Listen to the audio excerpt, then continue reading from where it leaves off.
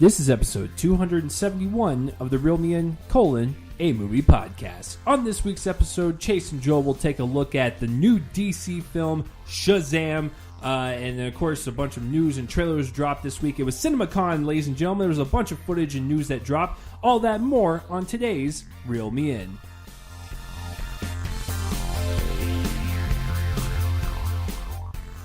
What is going on, everybody, and welcome to another episode of this movie podcast that you have chosen to listen to every single week. I am one of your co-hosts, Chase Lee, and welcome to Reel Me In number 271, where we will be going over Shazam as the flagship review on this week's episode. It should be a lot of fun. You know, it's been getting a lot of praise, and of course, it had like that 2-week, special screening for people that wanted to buy tickets and everything. So a lot of hype kind of going into it. And of course, DC is always on the rocks when it comes to the movies and of course the rumors and stuff. So sometimes DC needs wins here and there. So will Shazam do it? Well, you're going to have to wait and find out. And of course, if you are a new listener, what we'll typically do is we'll go over some, movie trailers and talk about them, commentate on them. And by that, I mean primarily me. Because Joel has decided not to indulge his eyeballs with movie trailers this year. And then, of course, movie news, flagship by Joel over there. And then, of course, the review. If you're a returning listener, welcome back. Before I throw it over to the other co-host, if you guys could please like this episode, comment, share it around, and let people know this is the definitive movie podcast online that you love listening to on your way to work, your way home from work, going to the gym, going wherever. We appreciate you listening every week. Speaking of the co-host, Joel Copling. Sir, how are we doing this week? It was CinemaCon, as I mentioned earlier in the week, so a lot of kind of news dropped, a lot of panels happened with studios, and some trailers were shown, and I'll be talking about one of them in the lineup, and you hear about all these titles and casting and all this stuff. It's just been a crazy week. But other than that, what's been going on in Joel's world? Well, we're definitely talking about some of that next week, some of that this week. Got a lot of stuff to catch up on from the 2 weeks we took off. Other than that, this week's not been super eventful. My dad's out with a cold. I'm just kind of watching stuff. Boy Meets World. On Hulu, because we got Hulu, so that's pretty cool. I know that you did the big marathon last time, or at some point in the last year or so, and I'm doing that now because I love Boy Meets World. It's a trip revisiting it all and remembering lines that I had forgotten and all of that.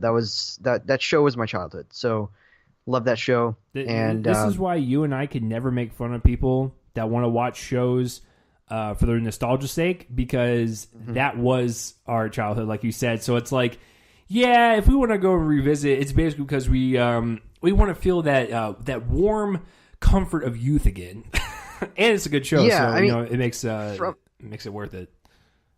From the time when I was like aware of TV, which is probably around.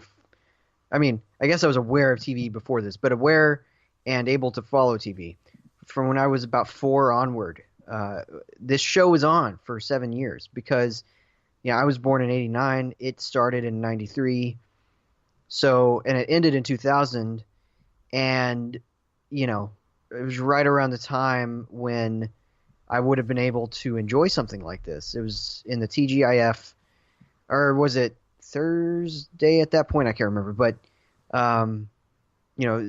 with these other shows like Step by Step and I'm forgetting others, but there were a bunch of shows in that time period, and it was a great time, and I love that show. It's great cast, great real laughs, genuinely heartfelt at times, and Corey and Topanga, they're a TV couple on the level of what Jim and Pam kind of took over from them later on. Now you say that, Office.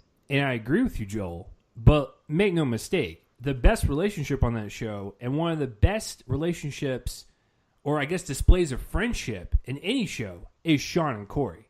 Like that is, for sure. That is like one of the most pinnacle friendships in all of television. in terms of best friendships, yeah, that's pretty far up there. That might be at the top, maybe so. And in terms of just romantic relationships, like absolutely, yeah, Corey and Topanga, the ups and downs they have, the breakups feel, genuinely like not like they were trying to further drama. The show was kind of groundbreaking because of the fact that it was about the entire experience of Corey's growing up from middle school through to college and parts of college, and so it was special because of the fact that it wasn't just about the friendship between Sean and Corey. It wasn't just about Corey and Topanga's relationship. It was also about his relationship with his parents and his siblings, Eric and Morgan, and again his parents, and Mr. Feeney, and with school and responsibilities. It was a well-rounded show, and it's great seeing it again.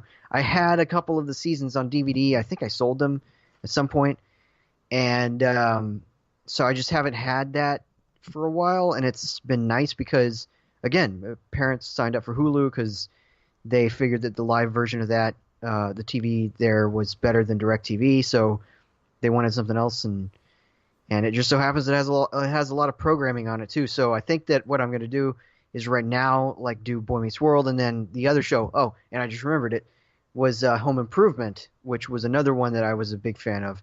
And even though I'm not a fan of Tim Allen anymore as a person, certainly it's still funny, and probably going to watch that one next after I do Boy Meets World. So yeah, it's pretty cool, and there's a lot of older sitcoms on there, and I like it. So in any case, get into the trailers for the week, sir. Well, how about your week? How about your week? yeah. Thanks for glossing over that one. To be honest with you, it was a very bland week. Didn't really do much. Watched Shazam last night. Was supposed to see The Best of Enemies on Wednesday. Wasn't feeling too good. As you guys know, I have Crohn's, a wonderful medical condition that I just love when it controls my life. It's just the best thing possible. Yeah, and so, it was a pretty bland week other than that. I finished up some of my shows. This Is Us had Season 3 finale on Tuesday. Currently, my girlfriend and I are watching The Act, like I told you guys last week. And, of course, Barry Season 2 came out last Sunday on March 31st. And so, watched that. And, Joel only saw that one episode when he came for Diff last year, which is funny because now it's going to be playing through Diff this year. But it's a really fun show with Bill Hader and Henry Winkler. They won Emmys for that show, so it's a really great. I would say it's more of a dramedy, definitely more drama oriented, but there's definitely like a comedy bite to it that is really great because Bill Hader plays an assassin, right? And he's joining this theater group and he wants to act at the same time, so he's balancing both worlds. And since he was in the military, he's kind of got like this very stern type of attitude. He's very straightforward, but that plays well to the kind of dry wit that Bill Hader has naturally, and then also with the kind of PTSD that he's suffering from as a character. So it actually works on both fronts, but it's a really great show. So if you guys have not checked out Barry on HBO, check it out. And then, of course, we're just ramping up for Game of Thrones because I know I'm finally caught up to it. If you guys were curious, we finished it a couple months ago, but I know she's excited, and of course, it's gonna be a crazy 6 weeks. But to go on to the Boy Meets World thing, real quick, I have a sad realization for you guys, and I have a funny story about that show. The sad realization of that show is that the older I get, the more I'm becoming Eric. And it scares me because when you watch Eric on that show as a kid, he's kind of like a goofball. He doesn't really have his life in order. And he kind of took school for granted. He didn't really have his life in order. And, his parents always kind of like, not yell at him, but like, I'm super disappointed in you type of mentality for the most part, even though they do love him. And I'm starting to feel that the older I get because, the more in debt that I get and, I still can't find like a new job and stuff. It's just crazy to know that I feel like a failure. I feel like an Eric sometimes. So there's your depressing moment of the show. Now, the fun story. Joel, I don't know how you were as a kid, but anytime when there was a sexy scene, if you will, in any television or movies, and you knew it was coming up, but your parents did not know, I don't know if you did this, but I left the room, and I would peek behind, like, the wall just to see, like, how my parents would react to it, right? So I did the same thing when I watched Titanic in front of my parents for the first time. I left the other room because I already saw the movie, and then, like, I peeked behind. I wanted to wait until the nude painting was done, the scene, and then I went and sat back down. For the Boy Meets World, it's very brief, and to be quite honest with you, I'm surprised even to this day that Disney allowed some of the stuff in that show to air on that channel, because it was a little PG, almost borderline PG-13 type of themes going on through that show, which is great, to have more of an adult show on there. But there's one scene when Topanga and Corey get married, and they're on their honeymoon, and they get in bed and they start doing some stuff, and they don't actually do it, but she gets under bed and she takes her clothes off, and I remember it cuts back to her. She says like some line or whatever. I already saw the episode, like when I came home from school or whatever, and of course Disney Channel did the reruns and whatnot. The episode came on, my dad was behind me, and I was like, nah, I'm not going to do this right now. So I literally just like stood up. I was like, I got to go to the bathroom. I went, down the hallway. I peeked behind the wall and I waited for the scene to be over with. And luckily nothing happened. I'm just paranoid to be paranoid. But I just thought that was funny. Anytime when there was like a sexy scene that happened in movies or TV, I would immediately like awkwardly not discuss it. I would get up from the room, walk out and peek behind the wall just to make sure parents were okay, make sure the scene was gone, and then I would come back in. So fun stuff. So yeah, that was my Boy Meets World story. But Joel, I'm glad you're on that marathon, because once you get to the end, even as I watched it rewatched it when I was 28. I still bawled like a baby on the last episode, or like when not the very last episode, but like the last like 3 or 4, like leading up to everyone's like departures and stuff. It's just hits you in the feels. All right, so as Joel alluded to, the trailers, there was a couple like smaller ones that dropped this week, a couple bigger ones that dropped this week, and yes, I will talk about the Joker trailer, but that will be the last one to ramp up into it, because that was literally one of the last ones that dropped this week. The first one that dropped this week that I knew about because Joel is a fan of this filmmaker. I am sad to report that I've only seen, I think, one of his like more recent movies. I'm sad because I know that Joel has seen the majority, if not all, of his filmography. But is Jim Jarmusch? Is that how you pronounce it? No, I'm not a Jarmusch fan. I've only seen Only Lovers Left Alive. Oh, I think I own another one, but I haven't watched. I thought you said you saw Patterson. No, I'm not the one who saw Patterson. That must have been Brian then, because someone within our circle saw it, and I'm just like, oh, okay, cool. Unless it's Jackson too. It might have been Jackson. Okay, so yeah, so he made a lot of films that involve Bill Murray or Tilda Swinton, and of course, Adam Driver. So he's basically like taking all of his past people and throwing them into one movie. And the new movie that's going to come out from Focus Features in June is The Dead Don't Die. Now, this one is about a peaceful town called Centerville, and it finds itself battling a zombie horde as the dead start rising from their graves. So basically a zombie type of story that we've seen before. It's usually a small town of some sort that is not in or around a big city, so that if something like this were to happen, they won't be able to call for help, and they gotta just fend for themselves, and they'll most likely all get eaten or turned. And so the zombies pop up and do their thing, gotta chop off their head, all that. But what makes this unique and special is the cast and the tone. So the tone kind of reminds me of Shaun of the Dead. It's got like that tongue-in-cheek type of humor. It's very self-aware at what's going on. It's violent as all hell, which, that's what Shaun of the Dead was, so it kind of had the best of both worlds.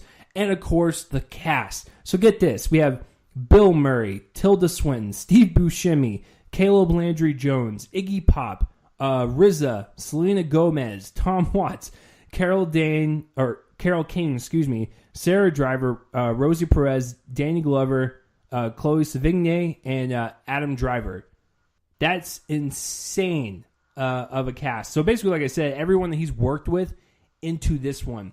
But I'm loving the tone. I'm digging the look. It looks like it has like the flavor and like the cinematography of like a B movie from like the 50s and 60s, but then like with the Shaun of the Dead type of humor. And I'm all about that. I love Shaun of the Dead. I love zombie movies. I love this cast. I mean, it literally could be Yui Bowl behind the camera and I would still watch it just because of like every other piece involved. So I love this trailer. I cannot wait for it. And it's one of those things to where, you know, it's going to be competing with a lot of big blockbusters in that month. And so for it to strike through as technically an independent kind of smaller film is pretty great. And I really hope it finds its kind of cult audience. And, you know, Joel and I hope Joel would see it, but, you know, people like us will definitely support it. And I hope you guys do too. Cause I know. I definitely will. I mean, I'm haven't seen the trailer, but I'm sold on the cast alone. Right. Only Lovers Left Alive was interesting. Again, I'm not real familiar with him. I know that he is a very, very much a kind of an acquired taste director. You have to be on board with the first few that you see. I'm not entirely sure that Only Lovers Left Alive was fully successful. There's a lot about that movie that frustrates me, but Tilda Swinton and Tom Hiddleston as vampires, it was really interesting, and it certainly looked great. He uses, I think, at least on that movie, the cinematographer for, oh gosh, what was it? I think a couple of Luca Guadagnino's first two movies or something like that, and it's certainly interesting. I don't know if it fully succeeded at what it wanted to do, but again, this movie has nothing to do with that one. It's got a deeper cast, and yeah, I mean, I like zombie comedies when they're done well. So right, hopefully this one is. Hopefully it delivers, and I'm excited for it. That's the thing with zombie comedies is that they're either going to be pretty good or really bad. There's honestly no middle ground. I don't think anyone has ever walked out of a zombie comedy or even a zombie movie just going, "Hey, that was fine." Like it just that's the type of like genre and like the combination of two genres that you just don't have that reaction. You have like strong visceral reactions because it's going to be loaded with gore and loaded with humor. Pretty much either the filmmakers are going to use the fact that zombies are useless to their advantage, and because zombies are slow, shuffling, mindless, and don't really pose much of a threat unless they bite you, and since they're slow and shuffling, there's not much of, unless it's like Walking Dead or something, there's not much of a threat there. You can just shoot them and be through with it. Now, of course, Shaun of the Dead did a little bit of a different thing there, but that's probably the best zombie comedy, at least modern day. I can't think of many like before that, but stuff like Shaun of the Dead and Zombieland's great. You know, this should fit in nicely with something like those two. It's probably going to be a little subtler, a little less obviously broad than Zombieland was. People forget how, given the filmmaker, and people kind of forget how dry Shaun of the Dead was. Right. In terms of its comedy, it's very British, extremely British, where Zombieland wasn't. So this is probably going to be closer to Shaun of the Dead, especially with Jarmusch behind it. But yeah, I can't wait. I do love the material when it's done well, and I think that Jarmusch is the kind of filmmaker with enough panache that he should be able to do it. And so yeah. Anyway, well, I'm obviously like talking about a movie I haven't seen a trailer for. Right, but it's like even with that cast, even if it was mediocre, I just feel like everyone in this trailer is giving like 110% to where like they would just elevate it right into like the category of good just on them alone. Yeah. So who knows? Absolutely. But it's definitely a trailer that caught me off guard. I'm excited to see it. A trailer I'm not excited for, and I realize this is going to be geared towards more families, but and I'll explain why, but I'm looking more forward to another movie that this guy has coming out rather than this one. But this one's called My Spy, and this one stars Dave Bautista, and he plays a CIA operative, and he finds himself at the mercy of a precocious 9-year-old having been sent undercover to surveil her family. Sure. It kind of reminds me of like the good old days. I mean, I'm sure Joel just wants to relive those days over and over again because he tells me all the time in secret of when you'd have like Vin Diesel or like Dwayne Johnson do the pacifier or the Tooth Fairy. I know he's longing for those days to have like big muscular men do like kiddie family films, and I think Tooth Fairy was on Joel's top 10 of that year, so I know that he's yearning worst. for it. I actually didn't see it, but whatever. Well, I'm sure if you want to lie to the people. So I saw the spy next door, which was the Jackie Chan one from the week before the Tooth Fairy came out. I think that definitely counts within this category. This one, it's bad. To be honest with you, it's not like fully in the vein of those movies, but it kind of has like somewhat of a flavor of those movies. I'm just not feeling it. Some of the jokes made me kind of smirk a little bit, and I know Dave Bautista has a really great comedic timing. He's really sharp when it comes to his kind of improv, as we have seen from the behind the scenes of Infinity War. The Russos have said numerous times that Dave Bautista would deliver a lot of lines on his own. A lot of them made it into the movie, and a lot of them are pretty funny. So I know the guy's talented in comedy. I'm just not buying this one. The trailer to me, it just felt just like stuff we've seen before, and I mean, it's Kindergarten Cop. It's just this kind of thing. And honestly, I don't like this subgenre. This thing where they get these really serious actors to be kind of parent figures to small children. It's really hokey, and I don't think that I've ever seen a movie that's able to do it. Not even Kindergarten Cop. I don't like it. And something like Jingle All the Way even has that kind of vibe to it. Another Schwarzenegger movie with Jake Lloyd is in that one. Not a fan of that one either. The Pacifier was it? Oh, okay. Well, that's fine. I was not a fan even as a kid. You don't want your Turbo Man? You don't want your Turbo Man doll? No.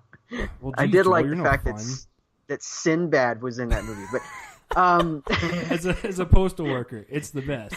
As a postal worker, but yeah, and then the Pacifier was an embarrassment to cinema. But that movie, I can't believe that exists. Honestly, those are probably the worst of those. And then The Spy Next Door was bad. I don't like these movies. This is probably not one I'll see. I mean, if I were to see it, it's because Bautista's in it and he's fun. But I can't imagine actually watching this. Well, I mean, the other movie I was going to mention, because CinemaCon was this week, and like I said, a lot of information dropped. But one of the panels, I forgot what studio it was. I believe it was Universal, and that studio premiered I believe it was either a trailer or a clip to Stuber, the one where Bautista is in with Kumail Nanjiani, where he plays an Uber driver, and I think he gets into like the wrong Uber, and like he has to like do some stuff. And I heard the clip or the trailer that they showed, people were laughing at it hysterically, like loud. So that's the. Well, I'll tell you why. It's because there's a really good director behind that. Which director? And it's Michael Dowse, who made What If with Daniel Radcliffe and Adam Driver. Really good movie. That's the one that I was in when Roger Ebert died, and I walked out and found out. Robin Williams. That's when Robin Williams died. Anyway, I came out of that one, but it's really good. And then also a really underrated movie. I don't know if you like this one. I don't think we've ever talked about it. But Take Me Home Tonight with Topher Grace and Anna Faris. Did you ever see that? Yeah, that was one of the first movies I watched when I got to Dallas for school. I went to a dollar theater to see it, and it actually fit the movie because the dollar theater, I'm not going to lie, some of them are pretty crappy. And so, it's level seating, and it smells in there all the time. It has like this kind of old school vibe to it, which actually worked for the movie, so I actually really enjoyed my experience. Yeah, I love that movie. Not a lot of people do. It was one that was delayed like 4 years before it came out, and but it was a lot of fun. Chris Pratt's in that. That was back when I think he was first dating Anna Faris. I think that's where they met. Actually, I think they met on that movie. That's what happened. Yes. Yeah, and of course by the time it came out, they were 4 years or something in their relationship.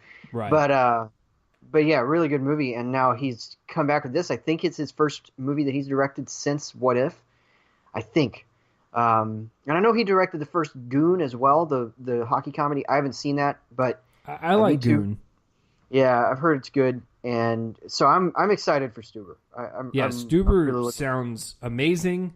My Spy does not, so please put that back to bed. All right, so the third trailer is Domino. This is the long-awaited film from Brian De Palma, so Joel knows where I'm going with this. Yeah. And so this one is about a Copenhagen police officer who seeks justice for his partner's murder by a mysterious man. And so this one is really cool because I know why they dropped this trailer, because it stars two Game of Thrones people.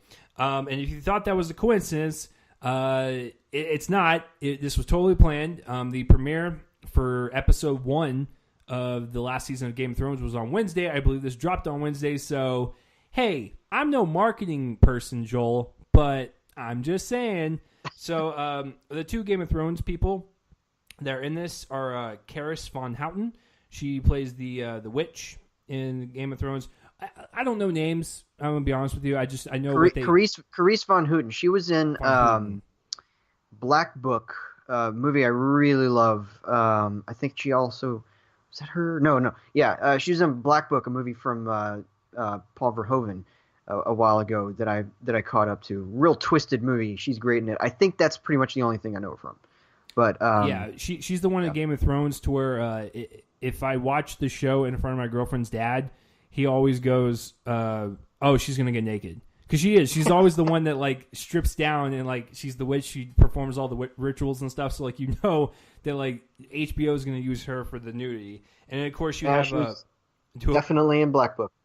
Okay, yeah, right. So that's wonderful. I'm glad she's comfortable with her body. And then of course, oh man, I'm forgetting his name. Hold on. I'm going to stall myself because I'm going to click on it. Jamie Lannister. There you go, from Game of Thrones. You have Nikolaj Coster-Waldau. Yeah. And so they are the two Game of Thrones people in it, but the two main people that are in it are Nikolai and Guy Pearce. And so this one is directed by Brian De Palma. It is a revenge tale. Stuff that we've seen before, but I'm excited to see De Palma behind the camera again. It looks... like it's got some creativeness and some artistic value to the action sequences that I did see in the trailer. But overall, it does kind of look like a generic revenge story, very direct to DVD, Bruce Willis-y type of stuff. I hope I'm wrong, but that's what it kind of comes across as, and the poster kind of looks like that. So who knows? I'm a huge De Palma fan. There's a few blind spots I have. I've never seen Body Double. I've never seen Carlito's Way, even though I've seen Scarface. But I love De Palma. I love even his stuff that people don't like. Snake Eyes Joel, is great. Here's the problem, though. I'm a fan of De Palma too, but when you have a film that was originally shown at 2.5 hours, is coming out as an hour and a half. Oh, no, that kind of worries me a bit. So that's kind of the whole hoopla behind this movie, is that it originally screened 2.5 hours. De Palma made a revenge epic. He threw it out there, and I think the financiers were like, "Nah, cut it down," and they cut it by over an hour. Man, that's not good. So I don't know what that means. If that made it worse or maybe even better, I have no clue. But chopping an hour off is pretty significant. 5-10 minutes, okay, that's a whatever situation, but an hour kind of makes me worry a little bit. So I don't know if I'll ever get to see this movie, to be honest with you, but if I ever get sent a screener, I'm not going to say no. But yeah, it's one of those things to where it looks very TV Bruce Willis-y direct to Walmart DVD type of situation. I respect the actors involved. I respect the filmmaker involved. just not really kind of grasping to me or speaking to me on any type of level. But it is what it is. Now, the trailer that everyone probably on here is wondering what is going on with this Joker trailer. Now, unfortunately, Joel will not be talking about it because he didn't see it. Yeah. Now, if it was on his top 5 anticipated for the year, he would have watched it. So I have to carry this movie on my back, and I have to give a huge disclaimer. A lot of people do not like Todd Phillips. That's fine, I guess. I hear through the grapevine he's almost kind of like a Brett Ratner in terms of personality. Okay. But did he ever, harass people in any way, shape, or form? I don't think so. I'm hoping not. So, personality aside, I like his movies. I'm one of the few people that actually like the whole Hangover trilogy. I like War Dogs quite a bit. I like Road Trip. Due Date is probably the weakest one for me, to be honest with you. I'd rather watch Hangover 2 over that movie. I really didn't care for that one whatsoever. But I for the most part, like Todd Phillips movies. So when Joel and I were discussing... And I liked Starsky and Hutch. Oh, God. I forgot he even did that one. I saw that in theaters, and... yeah. I just like using that line because it's the most unexpected that people don't like. Oh, they don't associate him with that. I think that was my the movie where I was just like, I don't think Todd Phillips should do PG-13 anymore. It's not in his wheelhouse. Because with the R-rated, you can kind of let your freak flag fly, so to speak. So with the Joker movie, we were excited. It's going to be offshoot from this universe. Todd Phillips involved. That's weird. Martin Scorsese's EP on it. That's weird. It's like there's so many weird ingredients involved, including Joaquin Phoenix. Like, I don't know if you guys know this, but Joaquin Phoenix is really hard to book on any type of blockbuster movie. It is really, really hard to do that. For the most part, he denies all that, and he goes straight to indie roles. That's totally fine. That's his prerogative, but he primarily does not do blockbusters anymore. He has done a few. And I've heard this weird rumor, and maybe it's it's a rumor. Maybe it's completely unjustified, but apparently he laughed in their faces when they went to him to play the villain in Doctor Strange or something, and because he didn't want to be part of Marvel because he hates Marvel, like the MCU, the system. Right. I mean, I don't know how much I mean, how believable that is. Given how method and insane Joaquin his acting is, like, that doesn't surprise me. Yeah, I just feel like it would probably be a waste of his time. Like, I wouldn't expect Daniel Day-Lewis ever to play in right. in So one of those. Well, so when you hear about Joaquin Phoenix, you're just like, what? How'd they get him? Like, I know that Joaquin isn't really hurting for money, but it's just like, unless they like dumped a whole bunch of money to where it satisfies him or he's getting something out of it, I just don't see how they convinced him to do this, even if it is a villain role and it's primarily focused on him. It's just like, it's fascinating. I wonder how that meeting went because, Todd Phillips, to me, even though I like his movies, it doesn't really seem like he's a good negotiator in a room.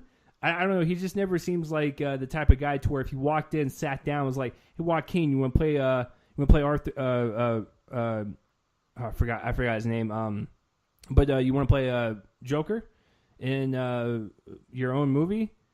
I'm sure you probably laughed in his face. So I want to know how that meeting went down. But yeah, now that we actually have footage that we can see and how it is presented, what the tone is like, just everything. First trailer dropped.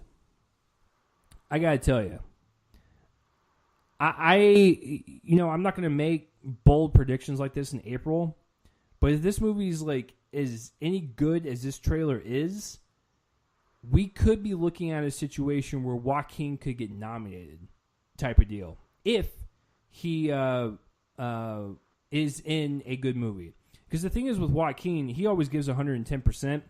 Even with people I know that hated The Master, they always tell me that Joaquin Phoenix, he goes for it. He delivers at full throttle. He never has a weak scene, ever. Like, that's how committed this guy is. And so I've always been a fan of him. He's always been one of my favorites, even if he's cuckoo for Cocoa Puffs upstairs. I've always respected him as a performer, and he's on the same level to me as, like, a Daniel Day-Lewis and, like, Christian Bale, Ryan Gosling, Jake Gyllenhaal, like the type of actors that they're just so committed to their work that it kind of just astounds me that they're acting type of deal and they take it this far. But with the Joker, you know, the trailer kind of sets up, you know, he's this guy who is just trying to make it in society. He lives with his mom and he gets bullied, and, you know, he starts going a little crazy. And so he starts taking the identity of one of his jobs, which was a clown, and he turns it into a kind of menace mask, if you will, and goes out and commits anarchy. I love the whole look of this trailer. I love Joaquin in this role. We got to see a little bit of variation in terms of how his character will be. We get to see the kind of playfulness that he has with his mom. We get to see the psychotic breakdowns towards the end of the trailer. We get to see him vulnerable and scared when he's being bullied. We get to see kind of like a mini gamut of his performance and a little bit of insight into what he might bring. And I'm really excited. Like, this looks phenomenal. And usually with Todd Phillips movies, even if you hate them, totally understandable, I get it. You know what's not terrible in his movies, and this is even with Due Date?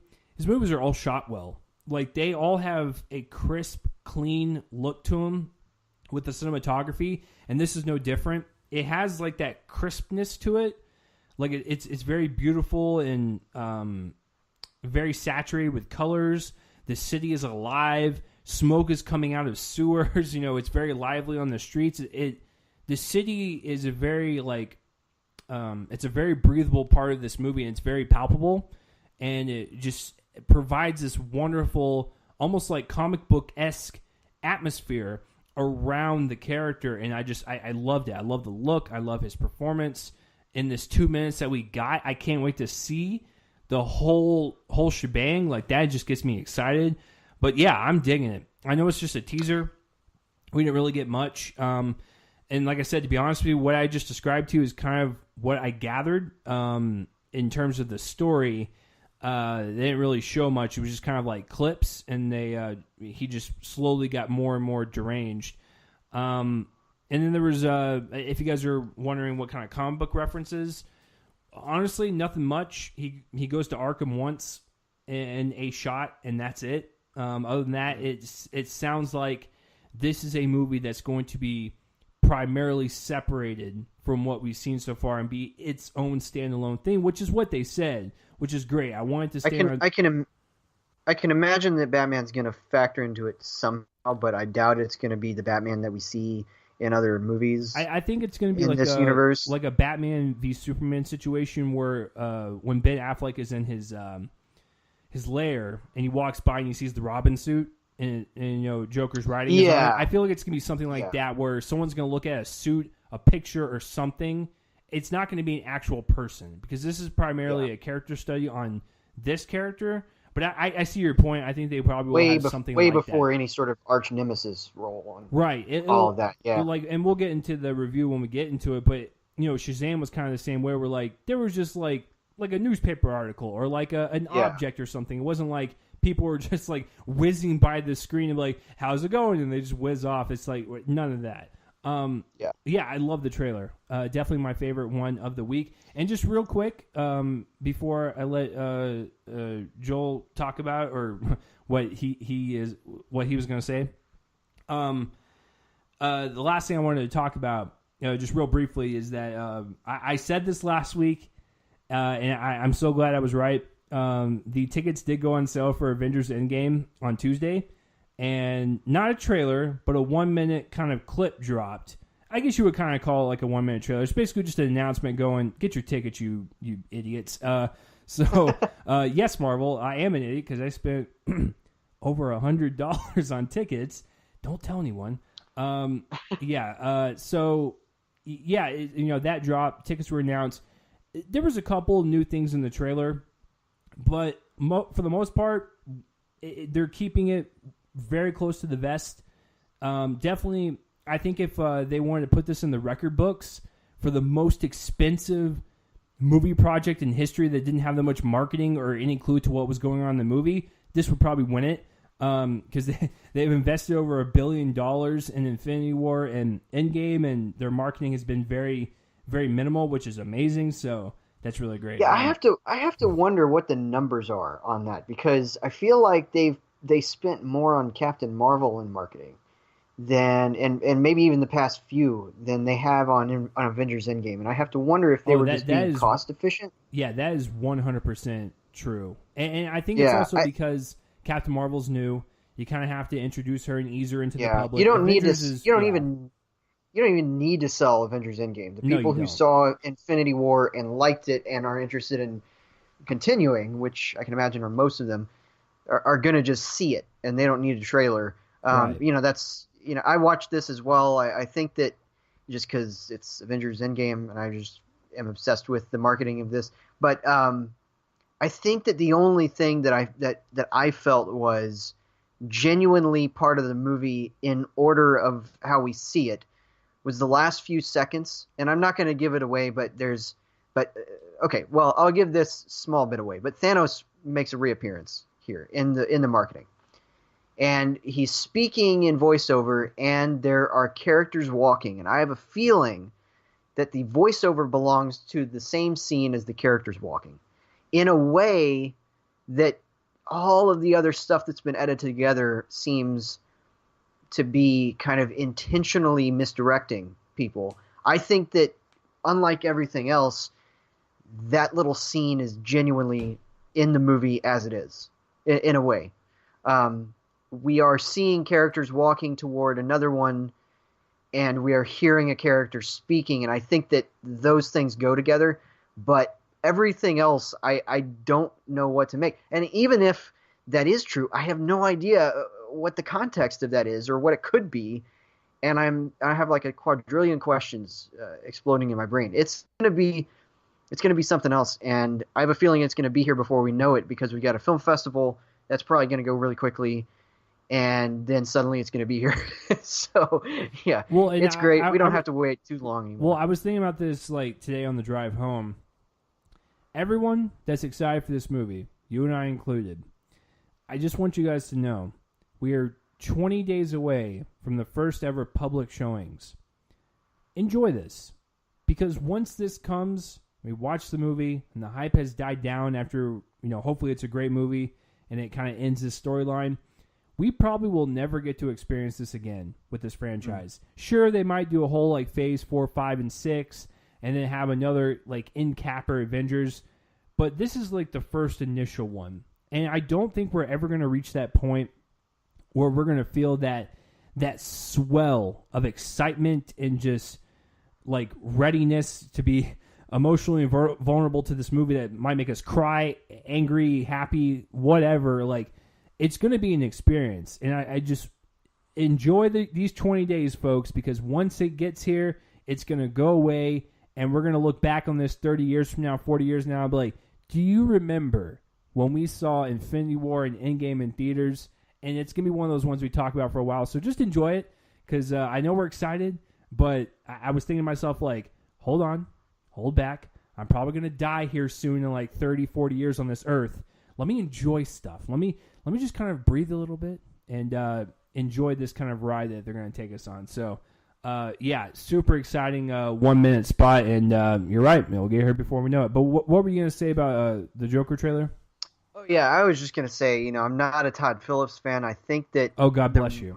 The reason is because I feel like with his comedies, the harder he goes into that R rating, the more unlikable his characters become.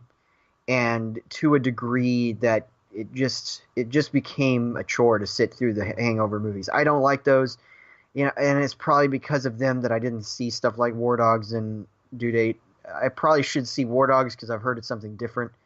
But I guess the reason that I took to Starsky and Hutch is because he was softer. It was a little more fun that way. Now, I haven't seen Road Trip and Old School, but that's because after having seen all the Hangover movies, I wasn't rearing to see his R-rated stuff from earlier in his career. Now, this is completely different, of course. This Joker movie. It's not a comedy. It's very much a 180 turn for him. So of course I'm excited. I mean, I'm excited despite the fact that I've only liked one of his previous movies and it came out 15 years ago. But yeah, and I saw it like 10 years ago or something. But yeah, I'm excited for it. It sounds great. I've not seen the trailer, but I've seen stills from it, and the general kind of visual energy is very different from his previous movies. I disagree with you about the visual look of the Hangover movies. I thought they were grungy and kind of gross, personally, but I'm certainly interested to see what he does with the new cinematographer, and I think it's a new cinematographer. And so yeah, I'm certainly very intrigued by this. And it's got interestingly enough the Venom release date this year, so I feel like it probably will make money with that kind of release date. And I think it's going to crush.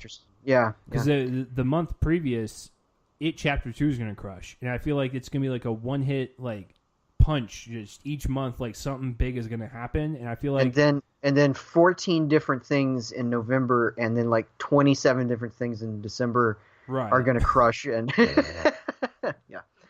Alrighty.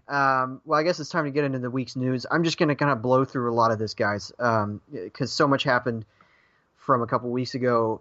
The first thing is probably the best thing, and that is the fact that, of course, James Gunn was reinstated as the Guardians of the Galaxy Volume 3 director after the controversy surrounding his tweets.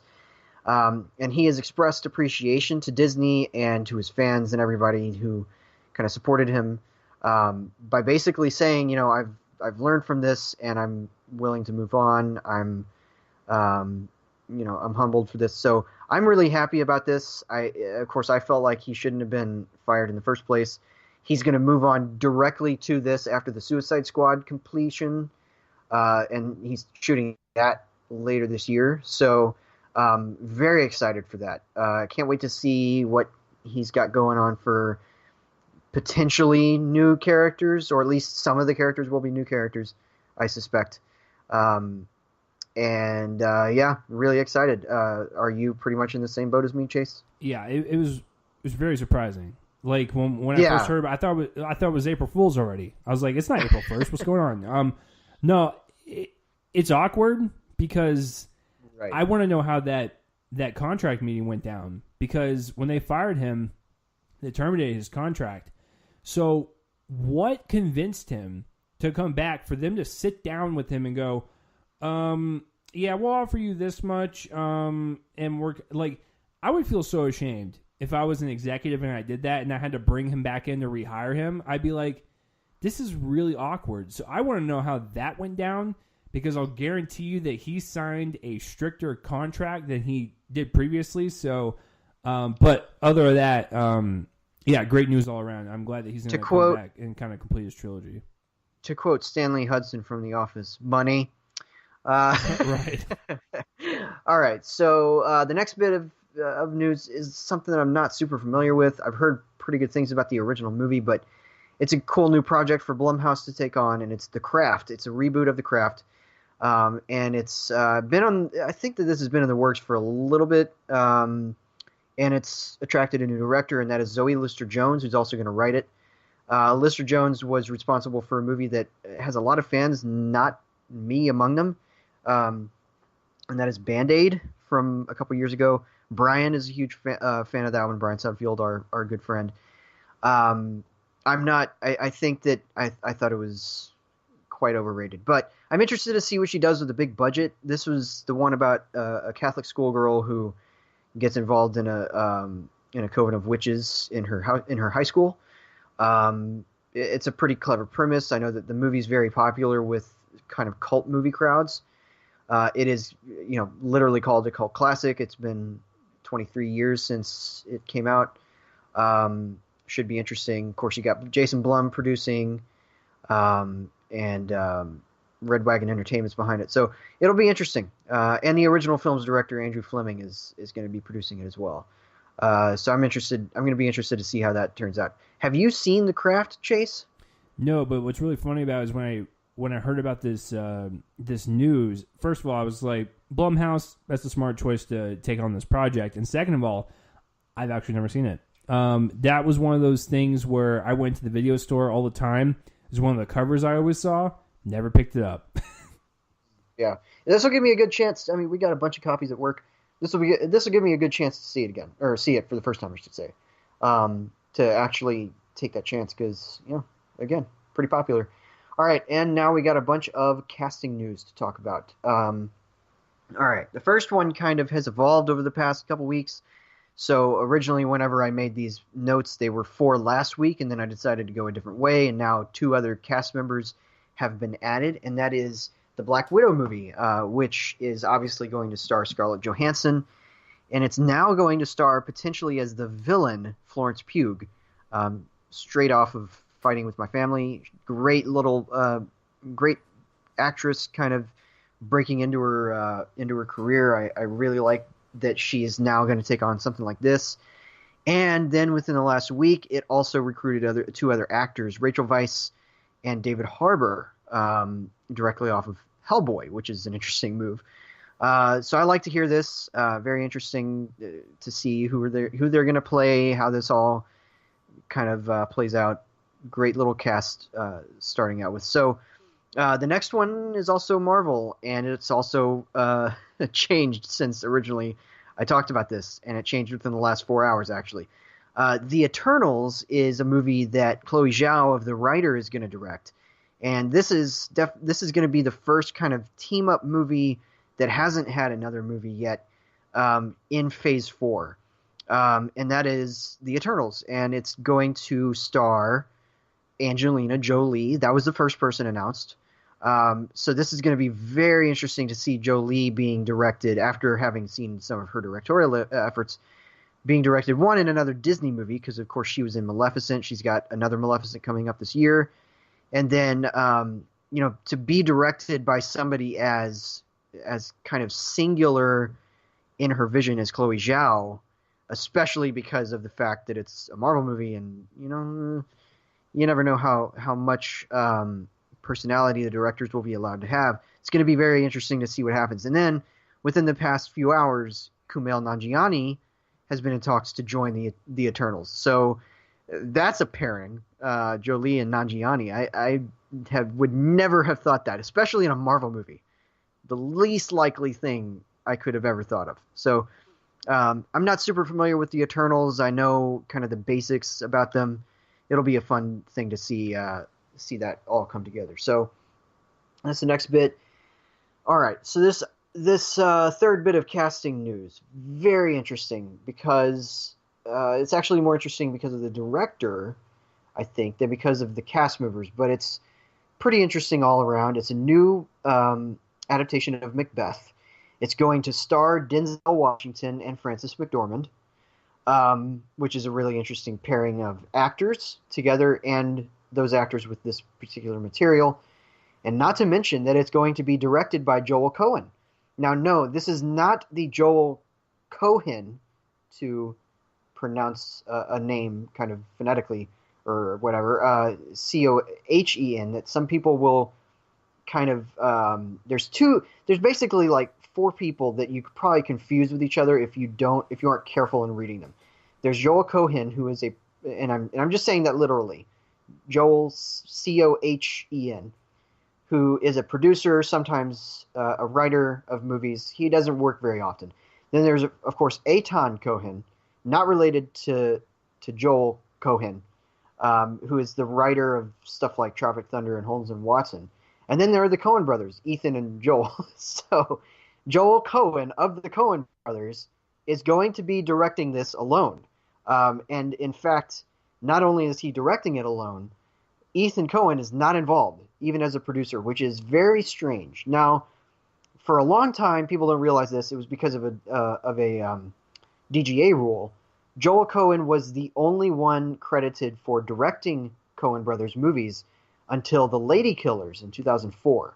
And sometime between, I think, also maybe Intolerable Cruelty, but I think that between The Man Who Wasn't There and Intolerable Cruelty, some DGA rule kind of changed, and suddenly they had to be credited together. Of course, they always actually directed their movies, but because of that rule, only Joel was credited. And now we're getting a movie that's only directed by Joel Cohen, and that's really interesting to me. And then it gets more interesting to know that it's Macbeth, and then it gets more interesting to know that Macbeth is going to star Denzel Washington and Frances McDormand, of all people. And the whole thing is fascinating to me. The next one sounds pretty fun. It's a stripper saga. That's what it's being called, an ex-stripper saga, based on a New York Magazine article that went viral, to be directed by Lorraine Scafaria. It's called Hustlers, and it's going to star this collection of people. Get this. All right. So it originally started with Jennifer Lopez.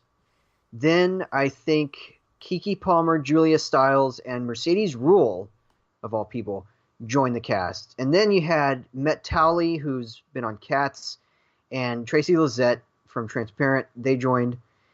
And then Constance Wu of Crazy Rich Asians, she joined. And now the two latest stars are Lily Reinhart from Riverdale, and the most interesting one to me, Cardi B, is really interesting, and she's going to play, kind of fittingly enough, the best friend of the Jennifer Lopez character. So you got two kind of hip-hop pop stars kind of coming together to play really good friends. I'm a big fan of Cardi B, not as a person so much, but as a musician. I think she's really talented, and this is a really kind of star-studded cast. I'm interested to see this all come together. But it's about a savvy group of former strip club employees who banded together to turn the tables on their Wall Street clients, which is a lot of fun. It's kind of a Strippers 11, Oceans. I don't know how to turn that into an Oceans 11 pun, but anyway, really excited to see that come together. The next one is Steven Spielberg's version of West Side Story. I'm probably not the best person to talk about this because I've never seen West Side Story, but it's going to be Spielberg's first musical. Of course, it's a remake of a musical. It's already set to star Ansel Elgort and Rachel Zegler, and then it's now added two other names, Corey Stoll and Brian Darcy James, two Spielberg veterans. So super big fan of both of those actors. They're really talented. And it's also got Tony Kushner writing the screenplay. He wrote Lincoln and Munich for Spielberg, so that's a really good, really solid writer. And then, he's back with Janusz Kaminski as the cinematographer. I mean, it's a new Spielberg movie. Come on. And the final one. No, not the final one. Sorry, the second to final one. Told y'all guys it was a lot of news. Of course, Christopher Nolan has a new movie coming out in 2020. We don't know the name of it yet. We don't know what it's about. We know that it's a romantic blockbuster of some sort. It's being called a cross between Inception and North by Northwest. And it has its first few stars. So, of course, John David Washington was the first person to join this cast, directly off of BlacKkKlansman and Monsters and Men. And I love him. Great new actor. Really getting his start, and I love that. And then he was joined by Robert Pattinson, and that'll be Pattinson's first pairing with Nolan, and Elizabeth Debicki. I can't wait to see this. I just can't wait. I know that Pattinson's had a lot of really positive things to say about the screenplay as of recently. He said it was unreal. So I'm really happy about that because he's taken some great projects in recent years. Debicki's, right off Widows, and I love seeing her in that. Can't wait to see her in something like this. Another movie with a great cast. So big fan of that. Now, I have a funny thing to point out about my last bit of casting news because it's Sam Mendes' new movie, 1917. It's actually going to be made for Spielberg's Amblin Entertainment, and it's a World War I film. But the funny thing that happened is, and I think it was possibly intentional that they didn't point out that it was a reunion of these three actors. But the three actors that kind of were the main people added, the people that were like, oh, wow, those three were all in the same movie not long ago. And those people were Benedict Cumberbatch, Mark Strong, and Colin Firth, all of whom were in Tinker Tailor Soldier Spy back in 2011. Great spy movie, one of the best of recent years. And it just so happens that those three were on a lot of the press releases. But they didn't say Tinker Tailor Soldier Spy reunion. They never mentioned that in the article. I have a feeling that it's because nobody remembered that all three of them were in there. Because that movie has a really deep cast. I think it's the only one to star thus far, ever, really, to star both Benedict Cumberbatch and Tom Hardy. And, of course, they then immediately went on and played Batman and Star Trek villains. And it also had Colin Firth, Gary Oldman, John Hurt, Toby Jones, obviously Mark Strong. Too many people to count. But really interesting that now Sam Mendes working on this World War I thriller and has kind of taken this cast, plus some other people who are kind of maybe lesser known by their names than these three. It's still quite a bit of an ensemble, though, and I can't wait to see what's going on there. So, yeah, really big fan of this, of how this sounds. And basically, I love all of these bits of casting news. Really interesting. So, Chase, wade through all of this, sir, and I'm sorry in advance. Okay, so the Black Widow thing. Are you kidding me? We're gonna have Pugh, Rachel Weisz, and who was the third person that joined? What was it? David Harbour. Incredible. This I cannot believe for a Black Widow solo film, we are getting this type of stat cast. That makes me super excited. That also tells me that Black Widow might kick the bucket in Endgame, and this might be a prequel. I don't know. Just throwing it out there that's probably the possibility. How dare you reveal spoilers? Hey! Now I saw the entire movie last night, and then Disney's gonna flag this episode and come hunt me down with the FBI. Jeez, they're gonna be like, wow. All right, so who showed him? Yeah, I didn't do anything. All right, so the Eternals thing. That's really interesting casting because Angelina Jolie's already working with Disney with the Maleficent films. Kumail hasn't really worked with Disney, I don't believe. So I think that'll be fascinating if he does join. He's a very obviously he's a gifted comedic actor and a really great stand-up, but he's really great at drama as well. If you want to look at the film The Big Sick or even other stuff that he's done with like Silicon Valley, he kind of goes back and forth a little bit on that one. And of course with The Twilight Zone, the first episode of that, I watched that and he's really great in that too. So he's got range and a lot of people tend to forget that. So him joining that would be great. And then Jolie, she can do her thing. The Macbeth thing. Of course, Frances McDormand's going to be in it. It's Joel's wife, so I'm pretty sure like if he wants to make any movie, not with his brother, he's going to be like, "Hey, Frances, could you be in this?" And she's going to say yes. And I also think that's a great marketing tool because what was her last film? She just won the Oscar. So I think that makes perfect sense. And of course, with Denzel, I'm really excited about that because when I saw Fences in theaters, I was blown away by the kind of dialogue energy that Viola Davis and Denzel had. And of course, Fences is based on a play, and so it has that play structure. And Denzel has history with Shakespeare too. He did Much Ado About Nothing back in the 90s for Kenneth Branagh. Another movie with a stacked cast. And I have a feeling that this cast is going to be huge. We've just heard the first two. members of it. It's it is one of the Coens. I'm pretty sure they have connections all over the town, so they're going to get whoever and whatever. They're going to get even objects. They're going to get everyone. Yeah. I was just bringing offenses because it was the most recent type of structural film that he has done, and he was phenomenal in that. The Hustlers thing, sure. I mean, I don't know what you want me to say about that, especially with that story of Cardi B breaking last week. I don't like her at all. I never really did. And then when you hear about the story about what she did to those guys in the hotel room, it's like, I'm good. I think, if she ever just comes across to me in like a movie or just music, I'm just going to brush it past me now. In terms of the actual story of that, movie, it's not for me. The West Side Story, I'm kind of like with Joel. Musicals, I am very sad to report, is kind of an embarrassing blind spot for me because I don't really watch that much of them. And then the last time I was wowed by a musical was Sweeney Todd, and that was 12 years ago. So, I'm very picky when it comes to musicals. So, we'll see. So the Christopher Nolan thing.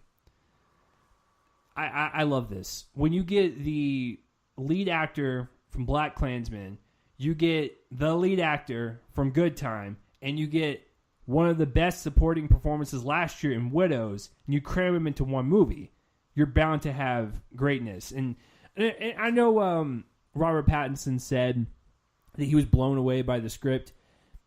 He's getting paid to do this movie, so let's take that with a grain of salt. Well, yes, he's there to promote it, but he's doing the movie because he was probably blown away by the script. Well, I mean, it's also fantastic because there are still people out there that put Robert Pattinson and Kristen Stewart on this cross, and they still nail him to it for the Twilight films. I'm telling you guys right now that all these directors are not just working with Kristen and Robert because they were in the Twilight films. It's because they're talented. And so if Christopher Nolan can see that, then that should be the nail in the coffin right there, because I'm so sick and tired of people still railing them against that franchise. And the thing is, like, Christopher Nolan, he's done this before. When McConaughey won his Oscar for Dallas Buyers Club, here we go, hires him for Interstellar. Like, he knows talent when he sees it. I'll guarantee you that he's been following Robert since his post-Twilight days.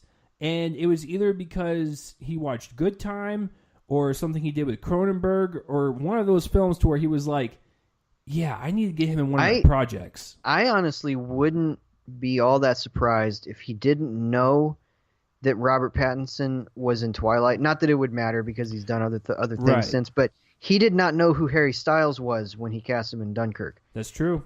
You know, he's come out as saying that he didn't know until halfway through shooing the movie that that just goes towards my point, is that he just sees talent. He doesn't see past work. Exactly, he just knows that, hey, clearly Harry Styles came in and auditioned for essentially just like a kind of just a soldier. It wasn't any sort of starring role in any way. He just hold on. He had more dialogue than I thought he did. So I mean, you know what I mean, though. It wasn't. He was basically kind of asked to bleed into the roles of the other two young white soldiers, and he looked a lot like him and all of that. And that was the point of those characters, was that they looked a lot like each other, and so they represented a lot of soldiers in that era, in that conflict.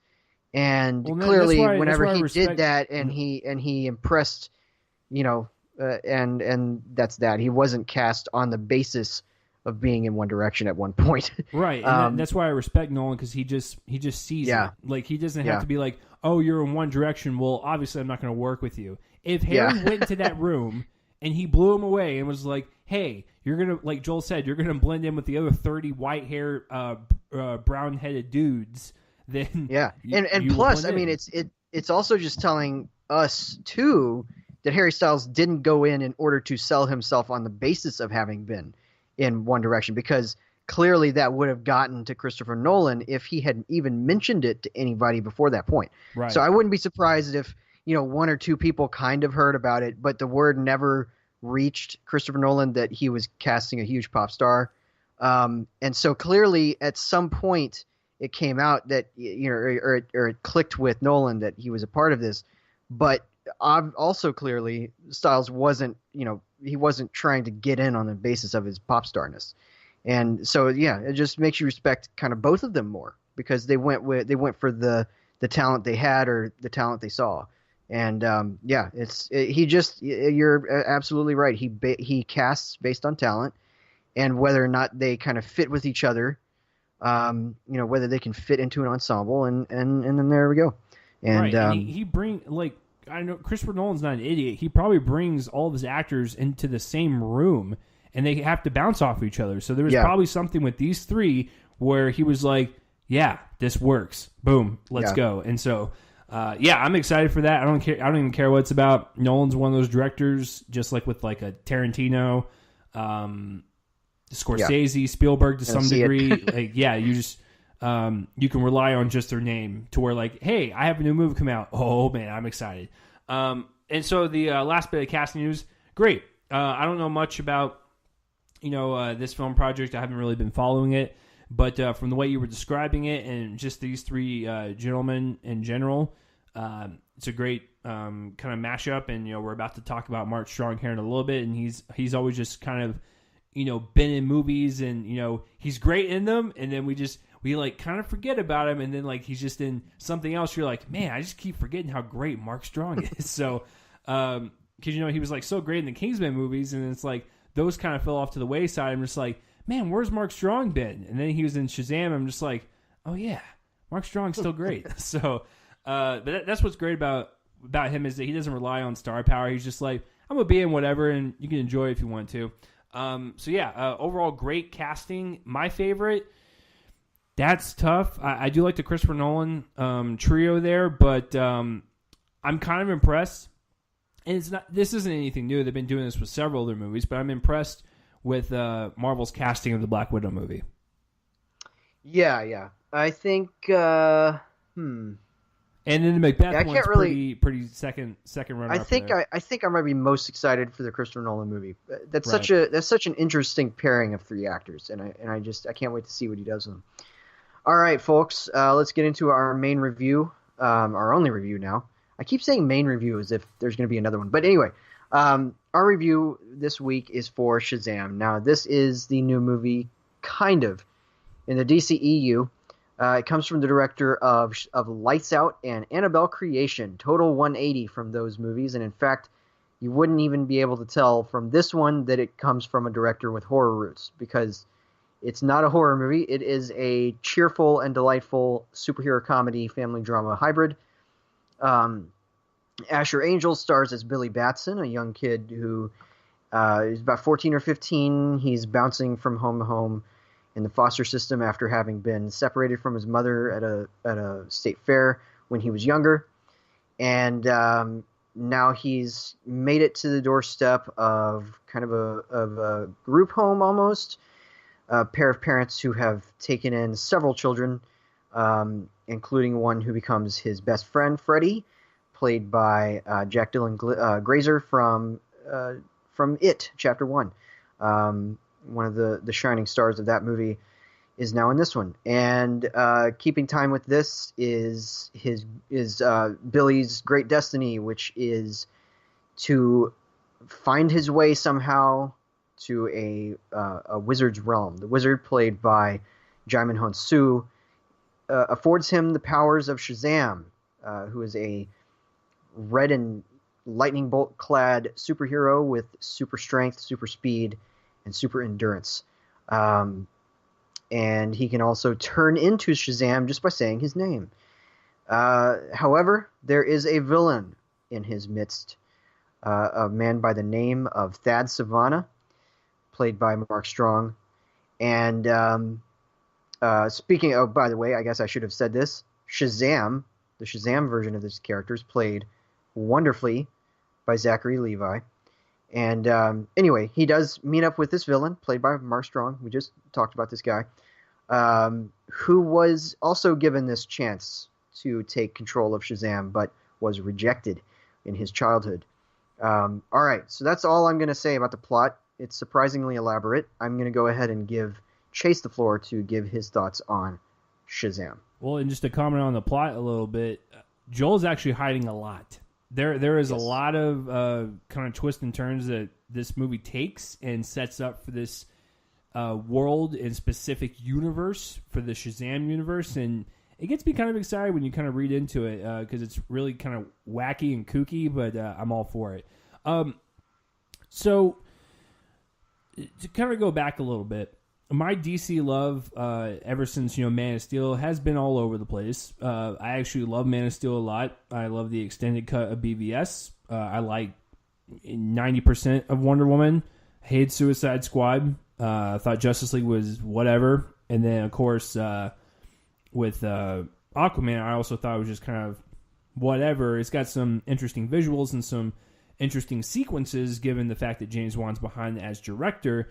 But overall, DC's vision post Dark Knight Rises, because that's when after that movie is when it fully kicked off. It's been kind of a hit and miss. With this one, when you have, once again, in James Wan's situation, you have a horror director coming to do this one with Sandberg, who did Lights Out, like you said, in Annabelle Creation. I didn't really care for Lights Out, to be honest with you. Creepy imagery, sure. Didn't really care for the story. Annabelle Creation, kind of enjoyed. So he wasn't a really... I actually, believe it or not, I actually saw his short film that he did to get the Lights Out job. That short was creepier than the entire movie, by the way. I actually think that short's pretty... And it didn't have the depressing and critical ending. I think that's what really left a sour taste in my mouth was the ending of Lights Out, because it's not a good ending. But the ending to the short film is just kind of like... It's like a terror punch, where just like it happens, it lingers for like a second, and then it cuts the credits, and you're like, what did I just see? And then you're like, I'm like legitimately freaked out by that. So it was a really great short film. So going into this one now, as we've seen from Hollywood as its usual trend, studios getting smaller filmmakers to do these big tentpole projects. And to Sandberg's credit, he had the Tim Miller effect, where Tim Miller came in and directed the first Deadpool, and that was, I think, $40 million or $50 million, and it was a very cheap film. And when I was watching the set photos and, of course, the trailer and everything, it kind of has like that, not cheap vibe, but it has something to more lines like they're not sinking $200 million into it. Yeah, I think it was an even 100, right? Which is pretty small. Yeah, pretty small compared to some of these other ones. Right. When you have Justice League that almost cost $300 million, and you have this one that costs a third of that, it makes a huge difference visually. But it actually works in its favor because this film kind of presents itself, as Joel says, like a lighter type of movie than what we're used to the DC movies. So I was excited for it because it's the comic book genre. I criticize it harsher than any other genre, probably that in horror, and I respect it so much to where I go in, I want to love every single thing that happens within this genre. I will call out their mistakes when they are made, and I'll praise what needs to be praised. Now, when Joel saw this movie 2 weeks ago, he immediately told me like he loved it, and so I was just like, oh, okay, so I'm in for a treat. I was even more excited when you sent me Mark's review, and Mark gave it a 4-star, and Mark's highest grade that he gives is a 4-star. So the fact that he gave it one of those grades got me even more excited. And I am proud to announce that I love this movie. This is one of those situations where it, just like The Kid Who Would Be King earlier this year, now two completely different movies for sure, but Shazam reminded me in that movie in a way where this was like a family film, where it's got those upbeat, heartfelt, funny, very peppery, kind of pippy type of performances and scenes, but it also is not scared to throw in fear and dread, atmosphere, and horror almost. Like, there is a wonderful balance that Sandberg kind of throws in there that makes it a very well-rounded film. He has said in interviews that some of his inspirations are the Goonies and Gremlins, and guess what? This film kind of reminds me of watching those films because they were PG films before PG-13 was invented, and they were a little bit more adult, but it was also kid-friendly to where kids can enjoy it, parents could also enjoy it, and it has a little bit for everybody, and I kind of like that. You know, when you present a movie that, you know, has like this comedy edge to it, I do get worried a little bit because I'm like, oh no, they're going to try to push this comedy really hard and it's just not going to work. Like, you know, take for instance the last one, Aquaman, where like, you know, the humor in that one didn't really work for me as much. It was just like they were trying too hard. Sandberg presents this movie in that tone, and I was all for it. Like, everything about the comedy worked, the heartfelt stuff worked, the character worked, the script writing, the action sequences, the drama, the villainry, the just everything about it. I think just it clicks into this really enjoyable watch to where you just you feel everything. Like, you feel excited. I laughed super hard. I was telling Joel one of my favorite scenes towards the end. I was dying laughing at that scene, and then there were some scenes that caught me off guard that had to do with Mark Strong's character, so I wasn't afraid to push the envelope a little bit. And I absolutely love the ambition there that Sandberg had, and wasn't willing to compromise and go all the way kid friendly, but not all the way like super dark. It's like it's a little bit of both worlds, and I think that for the Shazam property, it's perfect. So, you know, so I think for the most part, I think Sandberg really understood how to capture this world that was set in this kind of like grounded reality that we can grasp to, but also this fantasy element, because we are dealing with wizards and magic and stuff, and it blends the best of both worlds, and that's really hard to do, to have like these grounded characters that we can all follow and relate to, and then also have this fantasy element with a little boy saying Shazam and growing up to be a Superman, if you will. And so, you know, it's very hard to balance, and I thought Sandberg, for doing a big picture like this for the first time, I thought did a very good job, especially given the budget that he had, because he was given a smaller budget than normal filmmakers. To move on to the performances, I think this 100% makes or breaks the movie. All the kids are wonderful, ranging from the teenagers who have, you know, that teenager attitude and personality. They have the angst, they have the sassiness, they have the likability, they have the humor. Like, they're teenagers, and I think all of them. Sorry to cut in. There is not a single wrong note in those performances, and it's amazing that they were able to get that level of consistency. Right, because child acting is very, very hit and miss, and usually in movies you might get something like Joel. What's like a bad child performance you can reference, like from like the past like 5 years? Usually I try to block them out, but I'll think. I'm just trying to give references to like these kids in Shazam are so good that it just makes everyone else look mediocre or terrible. But that's the importance of casting, folks. And you have a wider range of people with the teenagers and the small children. I think all of them hit their beats in terms of their personalities and the way they're written, and just everything just seemed to fit pretty naturally with their performances. And you know, with the what was I going to say? And I'm sorry, before I continue, I don't know why I feel a little off with this episode. As I keep talking, I don't know why my brain is just dying every single time I come up with a sentence. So I apologize if I'm stuttering a lot more or whatnot on this episode. My apologies. All right, so I talked about the kids. The adults in this movie are wonderful as well. I really do think that if you did not cast the adult Shazam correctly, this movie would have failed, because that role could have easily turned into this goofy, annoying presence that you don't want in your film, and that's supposed to be the forefront of your movie. I think Zachary Levi is perfect casting in terms of he's such a likable actor to begin with, and when you have him in this type of superhero environment, he has that superhero build. He's got the Superman look. He looks the part. But what's really special about his performance is that he has to act like a teenager because that is who he is. He is a 14-year-old that has grown up.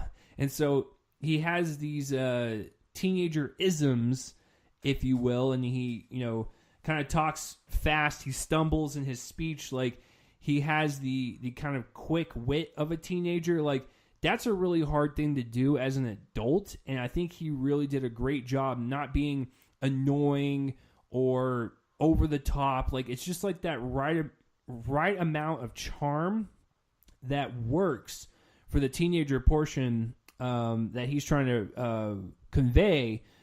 But it's also great because as the movie progresses, Billy has this wonderful arc of really kind of finding himself, finding his family, and you can see that performance because he stays as Shazam most of the time. So you can see that performance in Zachary Levi changing from his tone and attitude towards the very end when you can kind of see the growth. It's all within Levi's performance and his facial structure that gives it away. And, of course, the action sequence, he's very convincing as a Shazam. If you guys are not familiar with the lore, Shazam is basically Superman. He's invincible. He flies. He's got super strength, super speed. So he's pretty much except that he's a state of being, not an alien. Right, that's only pretty difference. Much the only difference. Yeah, so he is an actual human being. He's not an alien, and so given the action sequences, Mark Strong's character does go toe to toe with him, not giving anything away, but he is on the same level as him, not the same powers or whatever. But if you watch it, you'll understand. But same level, so that's good though, because if you have someone that's invincible, it's really hard to make us, I guess, fear for their danger if they're just punching stuff and they don't get hurt.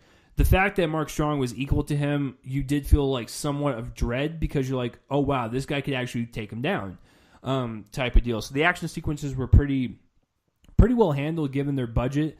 Very, very playful and fun type of comic book fare that we all expect nowadays. But it just, I think with the combination of Levi in the suit and just the way everything was kind of presented, it had like this very, very fun, playful attitude even in its action sequences. Mark Strong is great as the villain. He's very menacing. He's always been the type of actor to where he could be a very good assistant in Kingsman, or he could be a menace in Green Lantern, or a menace in this, and still pull it off. Like he's that good of an actor. Yes, he was in Green Lantern. But yeah, this one, forgot the first Kick-Ass. Do what? You forgot the first Kick-Ass. Yeah, and the first Kick-Ass as well. And so he's one of these guys to where if you want to cast him as the villain for any comic book movie, I'm totally down for it. But the reason why I like him so much is that he's not like this typical villain, like, oh, I'm angry at the world and everybody. I'm just gonna I'm gonna take over the world. There's a lot of depth into his character because from the very first scene, we are introduced to this theme of rejection as a kid, children not being loved by their parents and being neglected, and then also that translating over into the Billy Batson story where he is an orphan.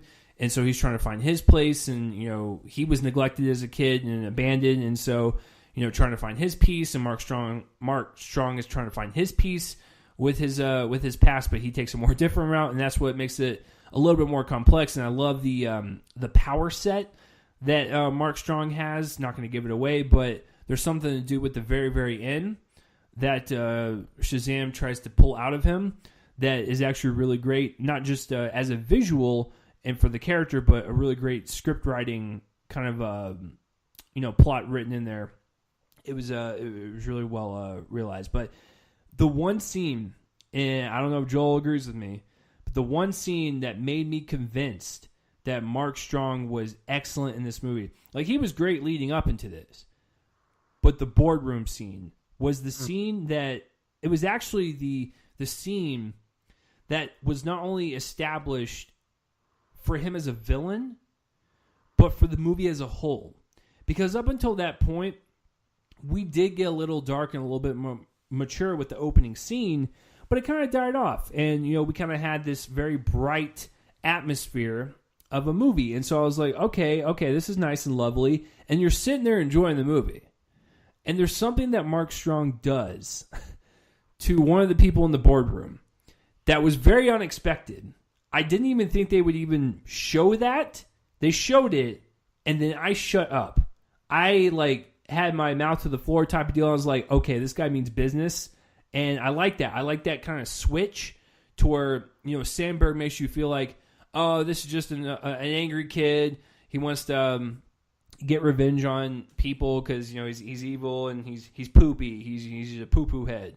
And it's just like, no, he's not. Like, he goes into this boardroom and just wrecks shop. And then also, that scene, there's other scenes like this, but, that scene kind of highlights Sandberg's horror roots, because there's one shot with people hitting glass and one person reacting to it that kind of remind me of like a horror film. So once again, just kind of the director's stamp on that scene. But that scene right there was like the one scene that made me realize that this film is willing to go back and forth and be a little bit more edgy, and then also establish his character. So very well realized scene.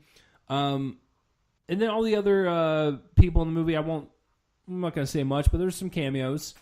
Very, very good cameos. Very good casting. That's all I'll say. Joel and I were discussing this last night. It's just, it's the type of genius casting that makes me angry that casting directors don't get as much recognition because the way they casted these cameos were pretty fantastic. And I guess other than that, it's a very brisk movie. There's nothing that like drowns it in a slow pace. It's just it has like this really kind of like fun energy to it, and also just kind of makes you sit there in awe from the world building they're kind of creating. And I'm telling you right now, when you watch the end credits scene, you're not going to have any idea who it is. I'm telling you right now because I didn't either. And it was the Thanos situation where after the first Avengers, I had to go home and do research because I thought that was a Skrull. And I was like, oh, Thanos, he's bad. Okay, cool. And so I had to look up the end credits scene. I was like, oh, that's what that is. Okay. So it was one of those situations. But yeah, it's just it's one of those movies that reminds me of something like from the 80s or anything else prior to that. It's a very lighthearted movie. Definitely a great palate cleanser to something that we're going to get with like Endgame or even with Captain Marvel to some degree. And I still think it's a bad idea to release it this weekend, and I'll explain why. Before we tap out of this episode, I'm going to read some numbers that I found out from their screenings last night. But yeah, I think if you want to take your family to a superhero film that has a lot of great messages to it, it's not preachy. It's just a really great character movie. It's really well written. It's rousing as a crowd-pleasing action film and superhero film. It sets up its own universe, like its own Shazam universe, and I kind of love that it can go to these multiple different directions and, kind of do whatever it wants type of deal. So the possibilities are endless with this storyline. That's what gets me the most excited. But I just thought everything about this movie it kind of clicked for me, and I had a really great time. And I don't give the grade unless I think it deserves it. I think it's an A. I don't have any problems with it, to be honest with you.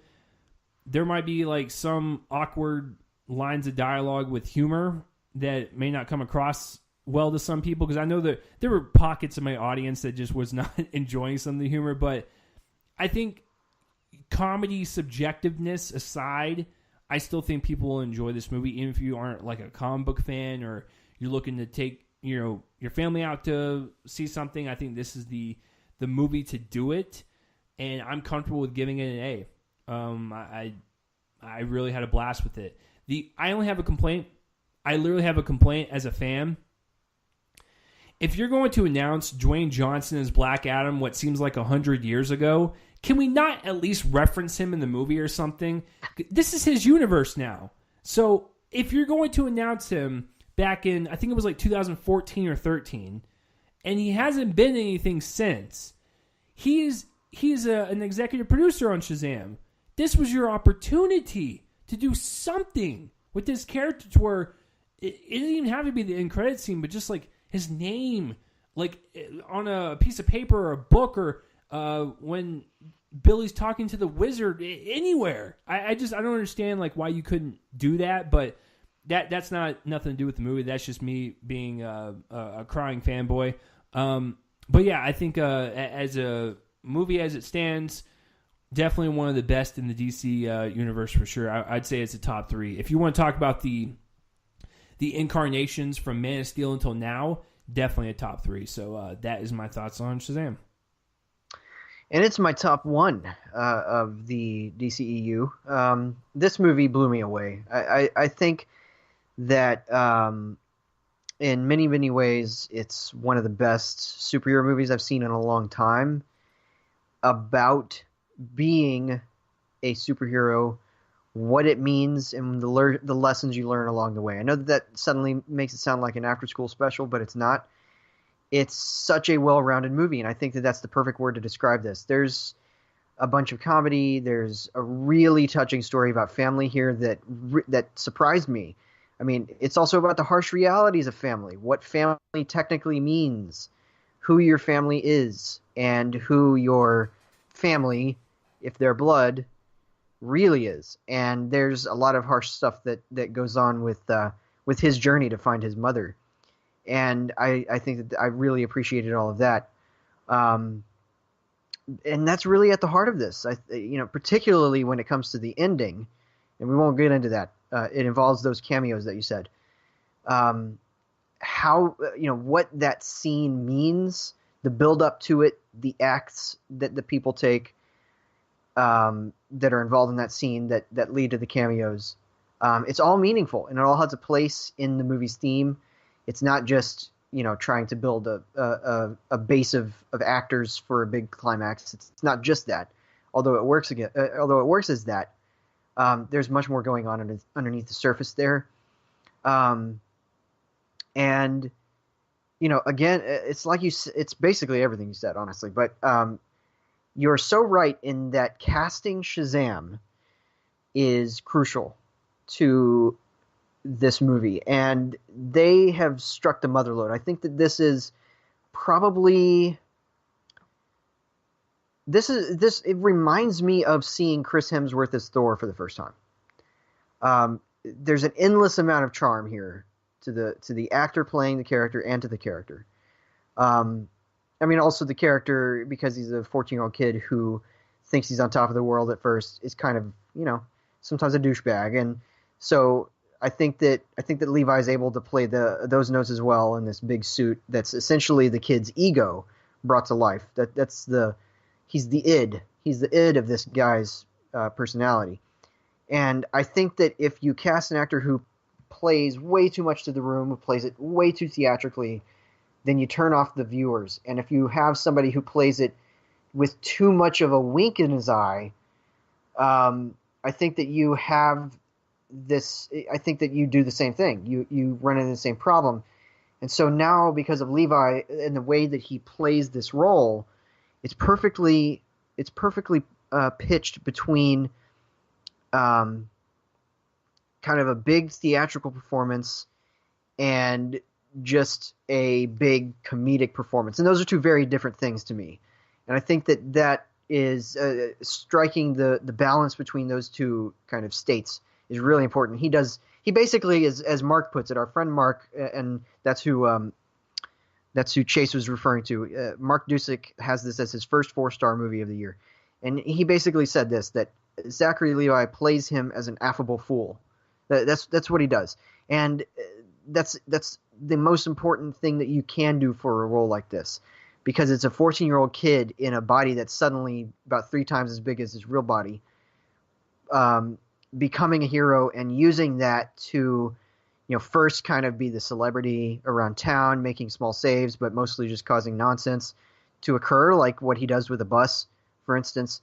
And then you have the later scenes where he has to learn about, kind of Spider-Man's lesson almost, which is, the thing about power and responsibility. And I think that it takes that seriously to some degree. It doesn't take the mechanics of Shazam as a hero seriously, because there's nothing here that you can take seriously. It's not even worth it. The setup is really absurd about how he can just say his name and then become Shazam. Totally absurd, and how he gets the power and all of that. But it's more about what being a superhero represents, and I think that that's where this movie hits the mark so well. But even then, you have to reckon with the fact that this movie has one of the strongest villains in recent times. I think that Thad, or Savannah, whatever you want to call this guy, I think that he's as strong as Thanos as a villain. I think that there's as much going on beneath the surface. He's essentially, without giving anything super duper away, even though that's kind of in the first, his introduction kind of sets this up. You can kind of tell that this is what's going to happen. He's a dark reflection of the hero. That's what he is. And he's just, there's so much going on there beneath the surface. And I think that that's why he works so well. And Mark Strong's great. Even when, and I'm not going to give anything away about how this comes about, but Shazam, and I hope you agree with me on this, Shazam, at one point in the climax, is fighting a special effects creation, right? And even then, when the movie could have just completely plummeted and become suddenly about this big visual effects creation that he has to fight. Well, it's not really big, but this kind of over the top special effects creation. It's still grounded. It's one. It's a brief fight, and two, it's still grounded. You can still feel the threat of the villain, even as that transformation occurs. And again, I'm being vague here. Y'all have no idea what I'm talking about because we haven't talked about his motivation, really, or his not his motivation, his mechanism for villainy. Even as that occurs, the movie still remains, to some degree, as grounded as it can. And I think that what it's grounded in is the kind of the ways that the character just kind of all the characters just kind of are able to service the material rather than like special effects servicing the material rather than just the story being a vehicle for visual effects. I think that that's what the most important thing is, and it's great. And I think that the action scenes, there's not just a sense of fun. I think that there's a real weight to these scenes, and I think that there's a real sense of danger. Think about the bus sequence, which I kind of was reminded of the opening train crash in The Fugitive, in terms of the level of intensity and everything. And it briefly puts something else in danger for laughs, but it also plays it kind of straight. It's a great scene. I think that just a small note on the visual effects, which I think are superb across the board. This is not only some of the best visual effects, but some of the best green screen work. We talk about a lot about green screen work. I think that they actually do a really good job of it here. But the other thing was that I think that this movie perfects flying effects in a way that I think will be talked about. To the degree that I was questioning how they did it, because it's almost as if more than any other movie I've seen, the characters actually fill the space with their bodies flying around, especially during the training montage. Yes, and yeah, exactly. I mean, it's weird. It's like there's medium shots of people flying while it's interesting. So it's hard to describe it. If you see the movie, you'll know what I'm talking about. But especially during the training sequence, it's like the camera still kind of moves around with the characters as they fly, which is something that doesn't really seem to happen a lot. We usually get like really far off shots as they zoom up and we see a little visual effects creation go up. Even Captain Marvel did this just recently. It almost kind of reminded me of the kind of cinematography and kind of style of like Chronicle or something. Yes, yeah, that's a really good comparison. Yeah, there was a lot of really good flying photography in that too, and but yeah, it's just amazing. They should just win the Oscar for visual effects just for that, honestly, because I don't know how it's going to get more genuinely like mind-boggling in terms of when you're thinking about logistics, and that says a lot. It's a really good compliment. So, yeah, just everything about this. The villain has threat. The characters are likable. The characters are human. There's a real sense of family to them because the actors are so good. All of these kids are great. All of the adults are great. And on your note about the adults, I think that this is a weird comparison. But I honestly, in terms of how seriously how seriously the adult actors seem to take this, I was almost kind of reminded of all the teachers and all of the adults in the Harry Potter series. Because what you could have had with that series is just a bunch of adult actors saying, oh, this is going to be a cute, fun time. Let's play to the room. Let's just kind of phone in our performances. And they didn't do that. And here, they don't do that either. You get really good performances from Mark Strong, from the two foster parents. Those really solid appearances. Not much, we don't see them much. The scene with Billy's mom is great, and I love that. And I think that I think it's a tremendous piece of work all around. And I'm also with an A. This is an easy A for me to give. It's one of the best movies of the year. I think it's going to stay up there for me for a while. It's a great superhero movie, and I think that we maybe have taken a lot of those for granted. It's just been a really strong a strong selection of superhero movies these past few years, with this and stuff like Thor Ragnarok and in the MCU that's sort of comparable to this kind of tone. I think that Thor Ragnarok is honestly a pretty good comparison, actually. Same mixture of comedy and heartfeltness, to use a not word. Well, you've been pretty blown away just by this year because you really love Captain Marvel, and now you got this one. I did. I have a feeling. I have this weird gut feeling Hellboy's going to stop that. But it probably will, but then it'll get back on track with Endgame, hopefully. Yeah. It's going to be a very brief bump. I haven't seen the trailers for Hellboy, but I saw a muted a few seconds that autoplayed on Facebook of apparently some sort of big battle, and it was like the ugliest photography and the ugliest visual effects. I'm not looking forward to that. Now, the movie itself will speak for itself. I'm not judging it yet, but I'm not looking forward to it either, honestly. So yeah, I we'll see. We'll see what happened.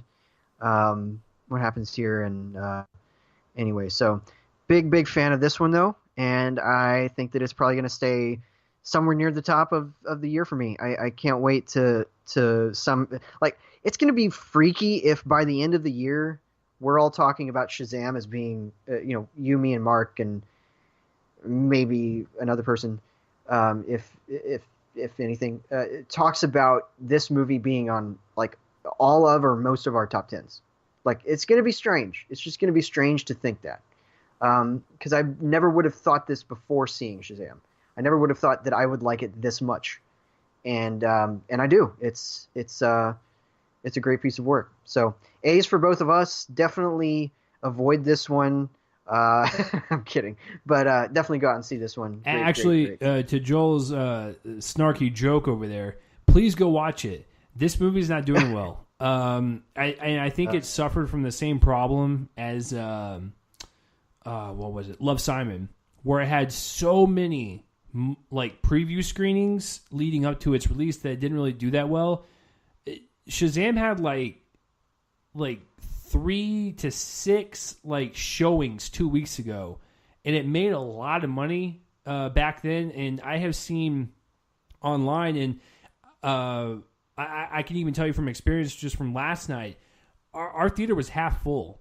And a lot of people are saying online that they're some of the only people in there. There's only like a group of people in them. So it sounds like this movie is, I think people are just kind of writing it off and like, oh, I'll just wait until Endgame or whatever. We're telling you right now, go watch it. Go support it, please. DC, like I said, doesn't really hit it out of the ballpark often.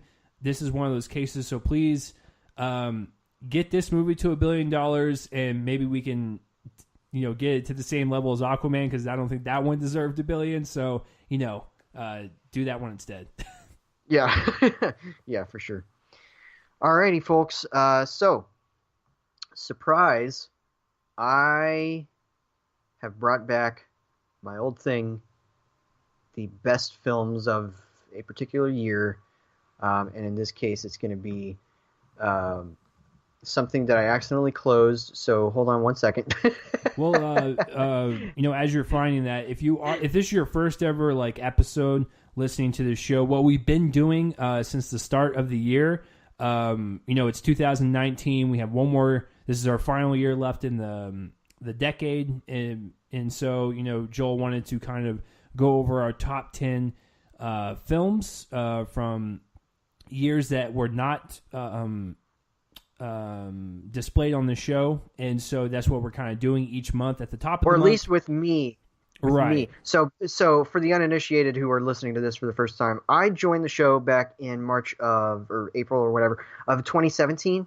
So before that point, Chase, who's had this going since 2013, I think November of that year, he did top 10 at the end of the year episodes with a guy named Jackson, who joined him until I joined the show. And in fact, really the only reason he dropped out wasn't because of me, but because of his kind of being busy with other things. So before 2017, I didn't do top 10s. Now, before 2013, of course, Chase didn't do top 10s. So soon he's going to be kind of joining me and giving people kind of new information about him. And I've been giving people new information about me, and Chase has been kind of briefly recapping. So that's what we've been doing, and you can go back, look at I think pretty much always the first episode at the start of the month. Maybe one time we didn't do that. I think it's pretty much consistently been that, though. I started with 2016 to start with the year before I started top 10s here, and I've been just kind of counting back the years. And so until we get to 2010. With that being said, if this is your first time listening to this and you only came here for Shazam, we'll see you next week. Yes, exactly. Exactly. You may not be interested in this part, but whatever the case, if you are a longtime listener and you're used to us by now, enjoy. So basically, I'm just going to, of course, quickly run through my 10 through 6. And so just to kind of quick recap, the Best Picture winner from 2013 was 12 Years a Slave, from director Steve McQueen, and that's where my list starts. Yes, it's at number 10 for me. It's higher for a lot of people, including my co-host. But this is where I have it. Really raw portrayal of slavery, right in the midst of its strongest moments, its strongest, the most despicable parts of its time on this earth, particularly through the vantage point of a man who was free and sold into slavery by an acquaintance, based on a memoir by Solomon Northup. Great piece of work. Somehow only my number 10, but whatever. Number 9, The Spectacular Now, from director James Ponsoldt, who casts Miles Teller and Shailene Woodley in a love story that is also a pretty comprehensive study of alcoholism on a young man. And it's a great love story, too. And, in fact, love stories are going to factor into this list quite a lot later on. Great piece of work. I know Chase is probably really mad at me now. Number 8, The World's End. This was, although I love both of them, This was my favorite of the two end-of-world comedies that came out in 2013. Maybe the slightly less popular one. This one didn't do well at the box office, but it's also Edgar Wright's best movie, in my opinion. It's his deepest, it's his funniest, and it's his most consistently well edited, actually. I think that this possibly is his best edited movie, yes, even over Baby Driver. I love this thing, and I wish more people had seen it in theaters. You can all see it now on Blu-ray. Please do so. My number 7, Inside Llewyn Davis. This one has the weary soul of the Coen brothers. Oh, Brother, Where Art Thou? It's kind of a cousin to that, and I think that it works just as well. Oscar Isaac, Carey Mulligan, Adam Driver, Justin Timberlake. Great cast all the way through. John Goodman has a great segment in this that a lot of people don't like, and I love. This is one that was not originally on my top 10. Not that anybody knows what that is, but my original top 10 looked very different than it does now. This was not on it because I didn't see it in time, but if I had, it would be on it, and it obviously is now. It's my number 7. Number 6 probably should be higher, but whatever. And it's right outside my top 5. I can't believe it, but it's Gravity from Alfonso Cuarón. It's a roller coaster of a movie, but it's also a little bit more than that. There's a lot about a mother's love for her daughter in this, and I think that it's kind of deceptively simple. So I love that about it, and it's a great piece of work. But all right, I said that love stories were going to factor pretty heavily into my list, and all 5 of my top 5 are love stories. They're love stories of a different kind in many ways, all different kinds, but kind of using love stories in different ways for different purposes of different kinds and through different prisms of genre. They're not all romances, but they are all love stories. So my number 5 is probably the least likely one, yet it is a love story, and it's probably my favorite Danny Boyle film, and that is Trance. This one stars James McAvoy as a kind of he's part of a gang. He's been involved in the heist of a painting, and he gets knocked out, and he forgets where the painting is, and so they enlist the help of a hypnotherapist played by Rosario Dawson to help him figure that out. Where is the painting? And it crosses genres from... It's basically like Eternal Sunshine of the Spotless Mind if it crossed with a gangster movie.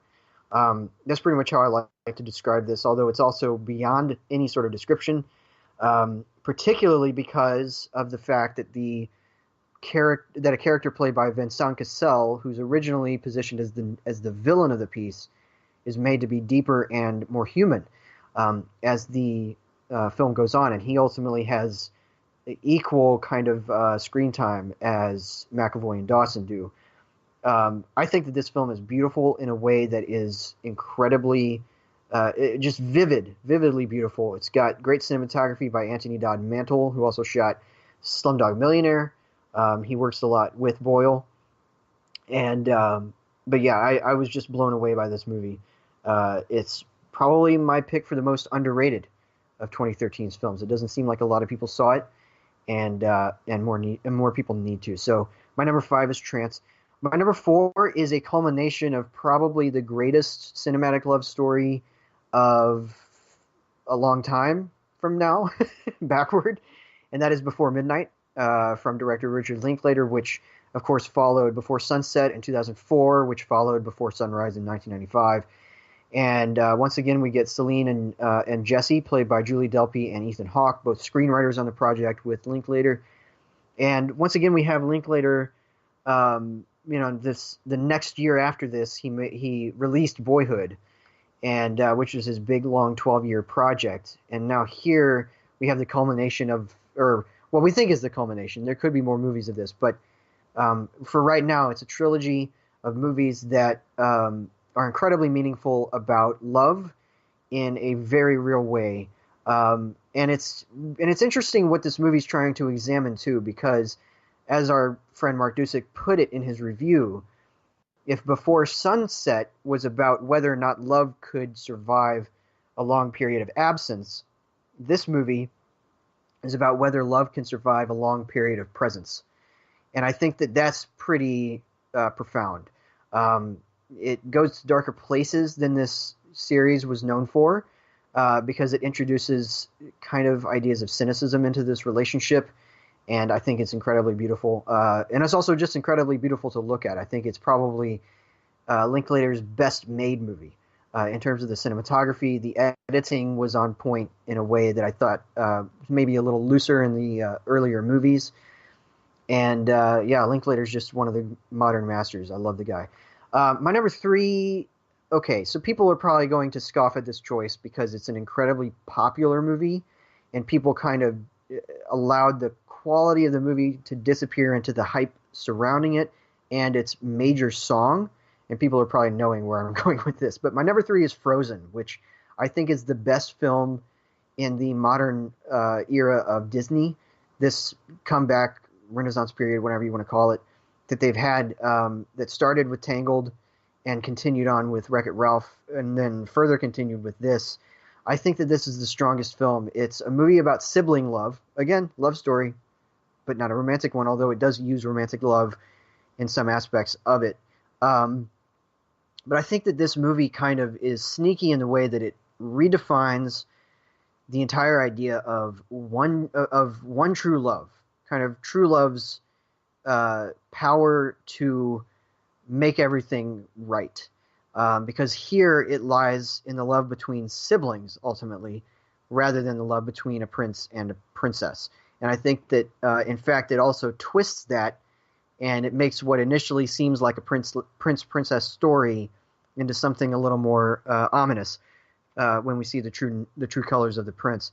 And I think that this movie kind of redefines itself as it goes in really interesting and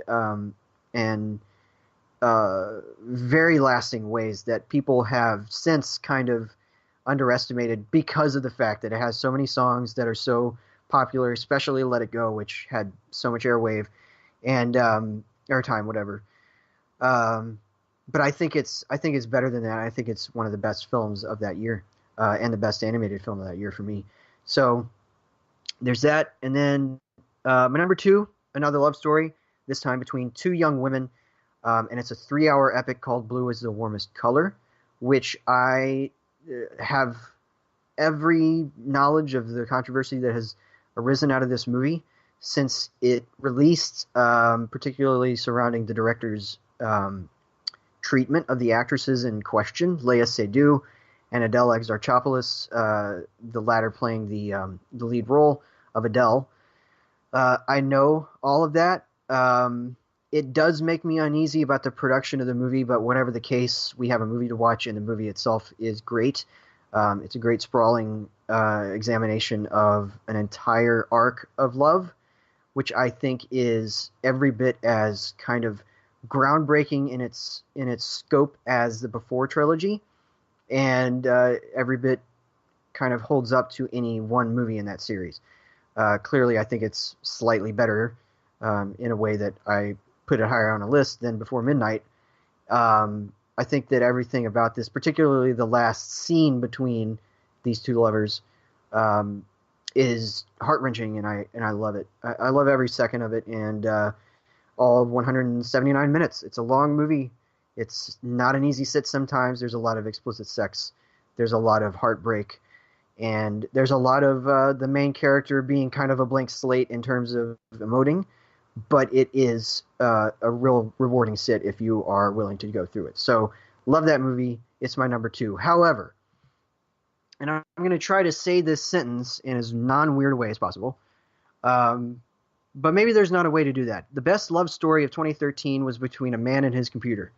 And that is Spike Jonze's Her, which stars Joaquin Phoenix in one of his best performances as a lonely man who decides to purchase or whatever, install an operating system in his computer that is artificially intelligent. She calls herself Samantha, and she is voiced by Scarlett Johansson in one of the best vocal performances of the decade. This is an incredible movie. I think that it's interesting because I evoked Eternal Sunshine earlier, and this is very similar to that. It's very much in the same kind of real life but sci-fi tinged kind of material that Jones is working with. And in fact, he has worked with Charlie Kaufman before. Kaufman wrote Eternal Sunshine for director Michel Gondry. And I think that both of these movies kind of work together as love stories with a twist, but that never lose their honesty.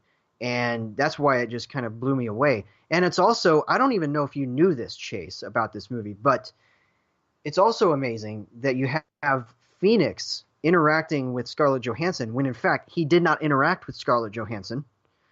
He is listening to the voice of Samantha Morton, who was originally cast in the role, and then because of something that happened and they had to redo it, Morton was no longer available, so they had to get Johansson in. So Phoenix is not actually interacting with Johansson. Now, of course, Johansson is interacting with Phoenix to some degree, but you didn't have the actor then also interacting with the actress. So in any way. So it's really amazing that they were able to make a movie this cohesive and this romantic between two actors, one of whom is basically just listening to a recording. The other is not even listening to that actress. It's amazing to me, and is the best screenplay of any movie in 2013. It has the most daring structure, the most daring turns, the most daring character motivations and developments. I think that I keep coming back to that word. It's a daring film. It is, it might sound hipster or whatever to say it about this particular movie, but it for me was the most lasting piece of art that 2013 offered. A great year in movies, and I was blown away by it, and I love her. So that is my top 10. To kind of recap my top 5: Trance at number 5, Before Midnight at number 4, Frozen at number 3, Blue is the Warmest Color at number 2, and Her at number 1. So, any thoughts on my list? Anything you haven't seen? I don't think so, because I've actually caught up on a lot of stuff in terms of like what I've missed. I really can't think of anything. I've eventually seen all yours. / some of them might be on my list. / I'm regretting putting them where I did on my list. So there's a lot of emotions going on. So my top 10 of 2013. This was a very special year for me. This was the first year that I met the woman that Joel and I do reviews for. I met her in line for this actually goes into my top 10 because it's on here somewhere. But there was a specific movie where a director was going to be at, and I was like, I need to be there. So I don't work at this place anymore, so even if they listened, who cares? I said I was sick, and I left work because I wanted to get in line early. It was a screening where the director was going to be there. I wanted to get there early, so I'd have a chance to, meet this director or at least like say hi to him or something. And so I got there, and it was like at 1 p.m., right? And I remember this lady came and sat next to me with her lawn chair, and she's like, "I'm looking for writers." I was like, I don't write. She's like, "Oh, that's okay. Just try your best." So that's where that began. And my first one I actually saw was Spring Breakers. That was my first ever press screening. I wish it was something different, but I can't. It's a great movie. Yeah, I can't really go back in time. But I will say that my second one that I really enjoyed, or my second press screening that I ever had, is on my list somewhere. So the list, top 10, 2013. So the number 10 is Dallas Buyers Club, the film where McConaughey finally won his Oscar. Definitely not the one where I was blown away, where I thought he should have deserved an Oscar. That would have been Killer Joe, but because that was a couple years prior. But this one is still a worthy win. Of course, Jared Leto also won for his role in the film. It's just a really, it's a sad tale, but it's also it's a film that exercises really well in acting and cinematography and just really kind of this calm directing it's not like boisterous, it's not like in your face, it's really just this tone management. Right, exactly. And so that's his style now that I know, because like this was his first ever film that I had seen, the director, and then of course, you know, he did Wild and the Big Little Lies series, and it's the same type of tone management throughout all of his projects, and so I kind of like it. You know, it's something to where he lets the actors breathe, let them do their thing, and lets the story kind of speak for itself, and that's what Dallas Buyers Club was to me. It's a very transformative movie in a lot of ways in terms of the filmmaking and the performances, just a really great one. My number 9, I kind of wish it was a little higher, and I'm now slapping myself for not putting it higher. But my number 9 is Before Midnight. Kind of wish it was a little higher because, as Joel stated, it will, like, when Joel and I like perish off of this earth and film is around, it will go down as one of the best love stories of all time. And I don't say that lightly. I think it will. I watched all 3 movies in one night. I was introduced by them by actually a gentleman that I used to do a couple collabs with on YouTube, and he actually got me into podcasting, so I actually have him to thank for what you're listening to right now. But he introduced me to the movies, and I watched all 3 in one night. I went to work the next day, and it was awful because I was tired, but it was so worth it because it was such it was a very sober experience. Because as Joel stated, it's a very like kind of grounded take on romance and a relationship.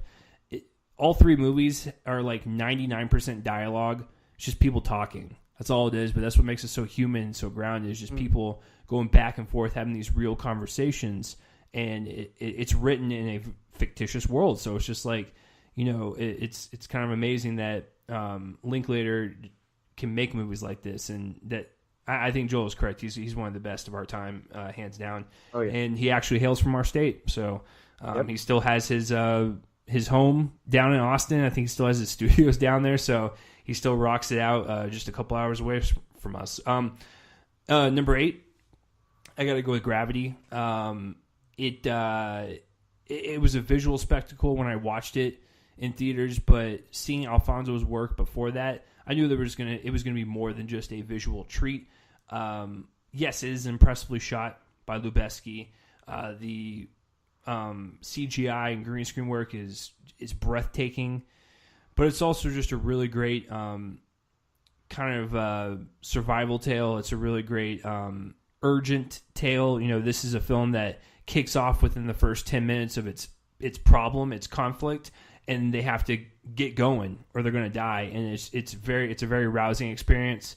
There are several moments where Sandra Bullock really shines in her role and really get to see a little bit more with her character. And it's very subtle acting from her and Clooney. I would have been very interested if Downey Jr. Actually got to play the role that Clooney played, because he was originally offered that role, but I guess we'll never know. But yeah, Gravity is a really great film. Prisoners is my number 7. My first Denis Villeneuve experience, and completely blown away by him.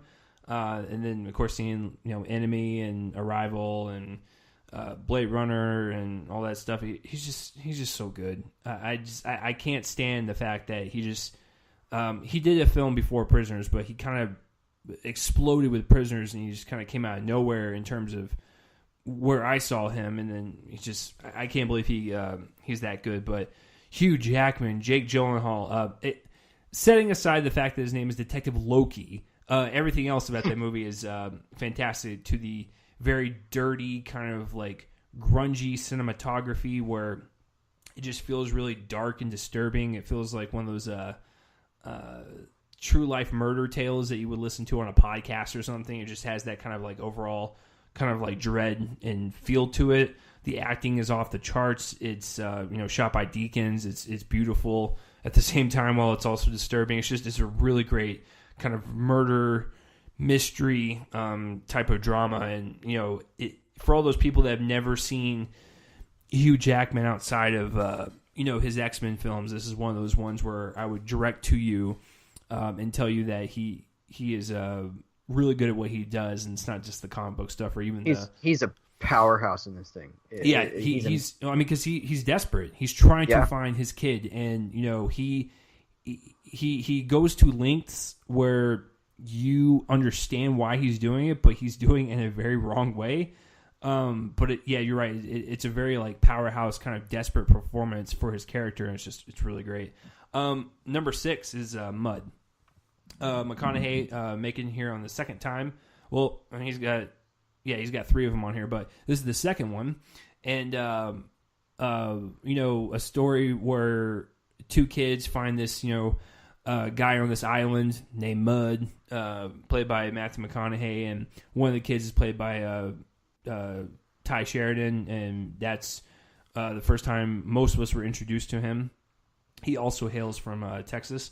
But Mud is just it's a very simple story. It's a very sweet story. A very good, just like, bonding type of movie between Mud and these 2 kids that try to help him. And then, he's trying to run from the law, and, it's a bit of a suspenseful movie. It's just, it's a really just a nice little movie. And it's extremely Mark Twain for people who want to see this. Right. That's a great comparison. I didn't even think about that. Yeah. I mean, it's extremely Huck Finn without the racism.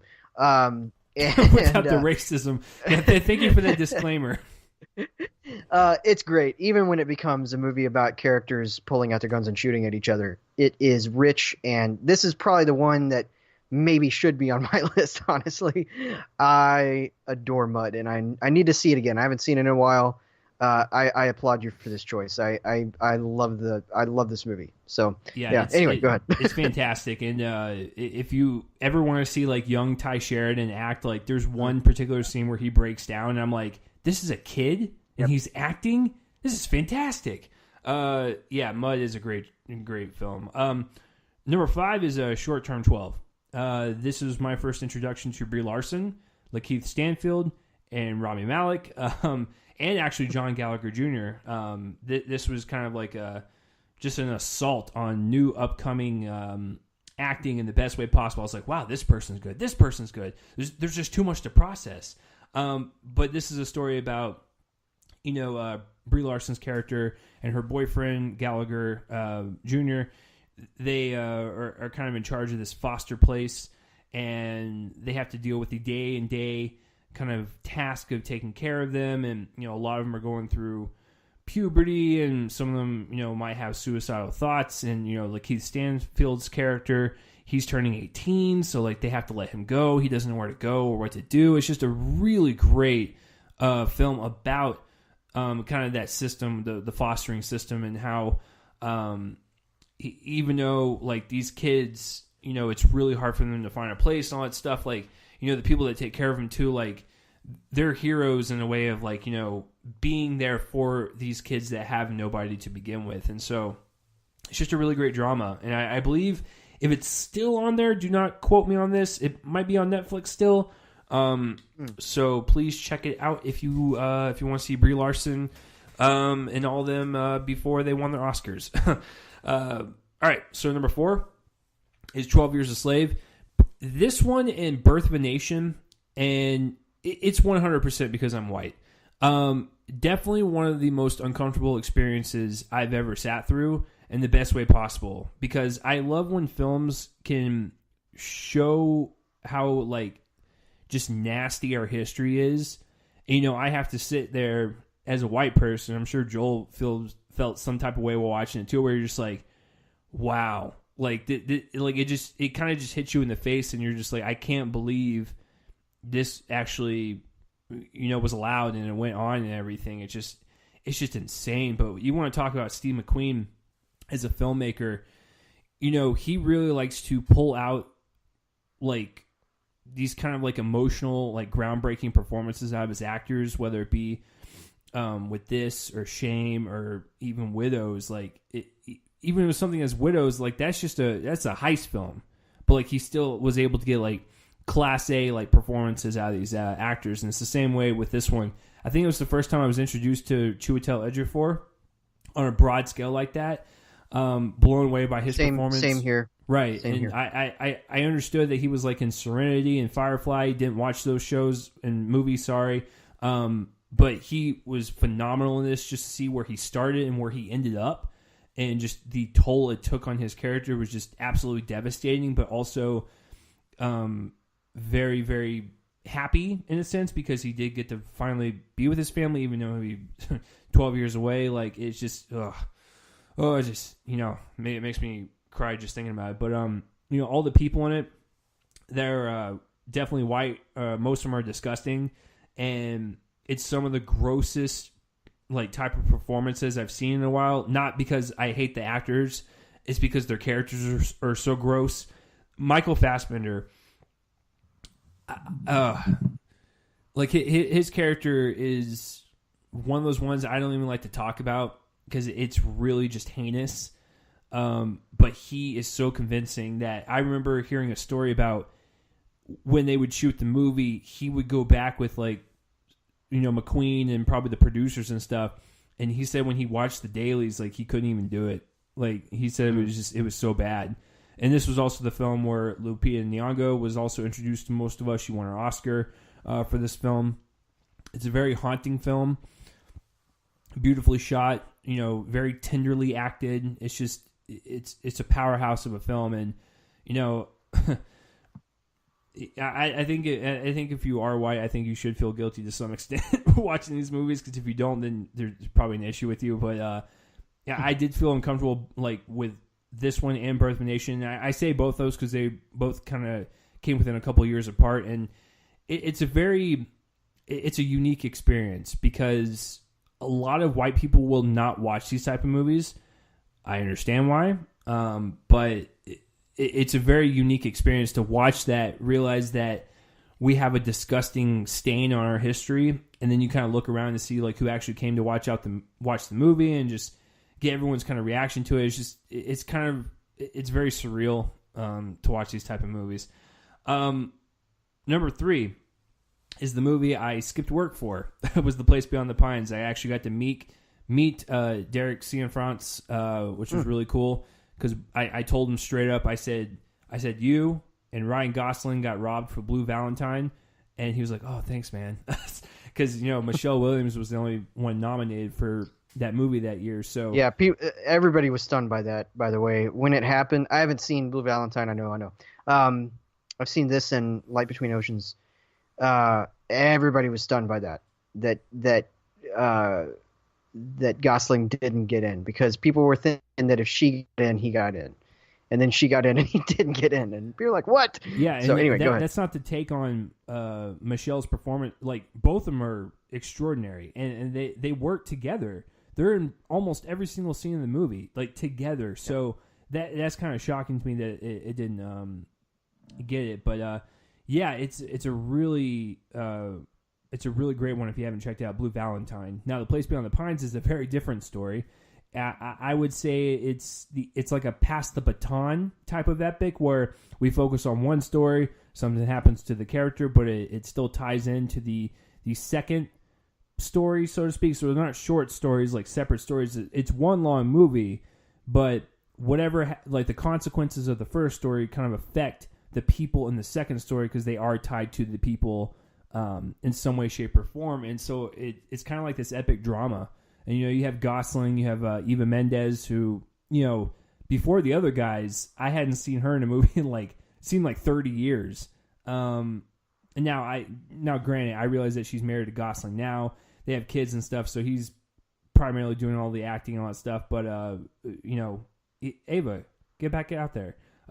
You're good at what you do, and you're really good in this movie. And, of course, you have Bradley Cooper in this. I was first introduced to Dane DeHaan, and I was blown away by him. I was like, he's going to go places. He's gone places, but he hasn't really taken off yet, and I'm kind of irritated about that. But, but The Place Beyond the Pines is just a really well-acted movie. It's kind of a thrilling movie. It's a really great drama. I can't really explain it. You just have to see it. It's very different in its structure. Like I said, it's a very pass the baton type of movie, but I enjoy it nonetheless. My number 2 and my number 1 couldn't be any more different from each other. It's like Yeah, I don't even know how to describe this combo here, but number 2 is The Wolf of Wall Street. I know a lot of people don't really care for this one because a lot of people think that the excess that Martin Scorsese does in this film, in terms of showing basically the same thing over and over again, the mistakes that Jordan Belfort makes, just getting high, make a mistake, getting high, make a mistake, getting high, make a mistake. I think it's the point. I mean, it's the American dream of excess in terms of drugs and wealth and what it can do to people. And once again, this is also an epic. It's 3 hours long. First time I ever went to a theater with reclining seats, and it was so worth it because it was such a long movie. But this is the thing with Scorsese, is that he can make a 4 or 5 hour long movie. We would never notice because he always has precision type of editing to his films, because Joel has stated before that he uses the same editor, correct? Yeah, pretty much always. I don't remember the last time they didn't work together. Right. So yeah. So all of the films that she right? Yeah, Thelma Schoonmaker. Right. I was like I was like, I remember when Joel was talking, I was like, I believe he said it was a woman. Okay, so every time when she directs a Scorsese film, it's perfection. Like, she's so good at what she does, and she could easily have made this movie boring or just feel like way too long. But even at 3 hours, this movie breezes by like it's It feels nothing. like an hour and a half to me. I know. It's disturbing on how short it feels. Like, when you get out of it, you're like, there's no way I wasted 3 hours of watching Leonardo DiCaprio snort, cocaine off someone's butt. So that is a scene, by the way. This is a movie not for kids.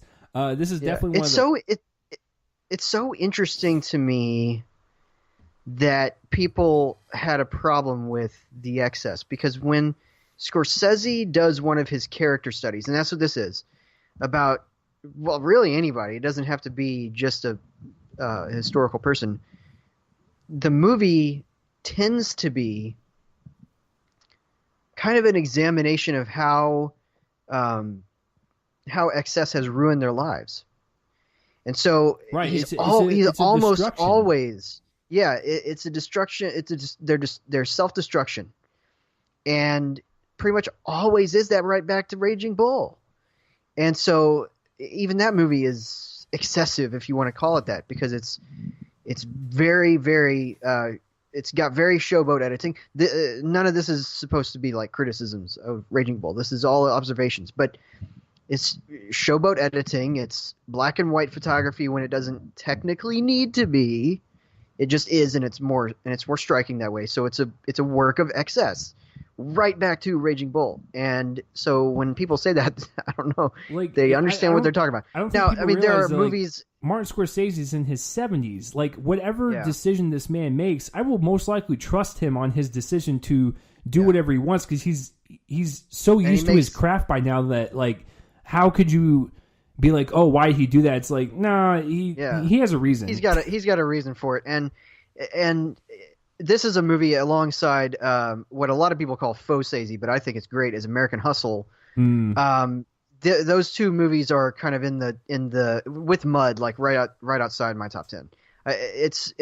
Those three movies probably are my 11, 12, and 13, and they're the ones that I feel worst about, in terms of like, maybe I should have them on there, because they're just, I mean, these two, and specifically American Hustle and Wolf of Wall Street, are kind of a part of a series of movies in 2013, none of which happened to make it on my list, but all of which kind of examined American excess in a very, very specific kind of way. I mean, your favorite Spring Breakers, we're about to get to that at your number one. I'm just kidding.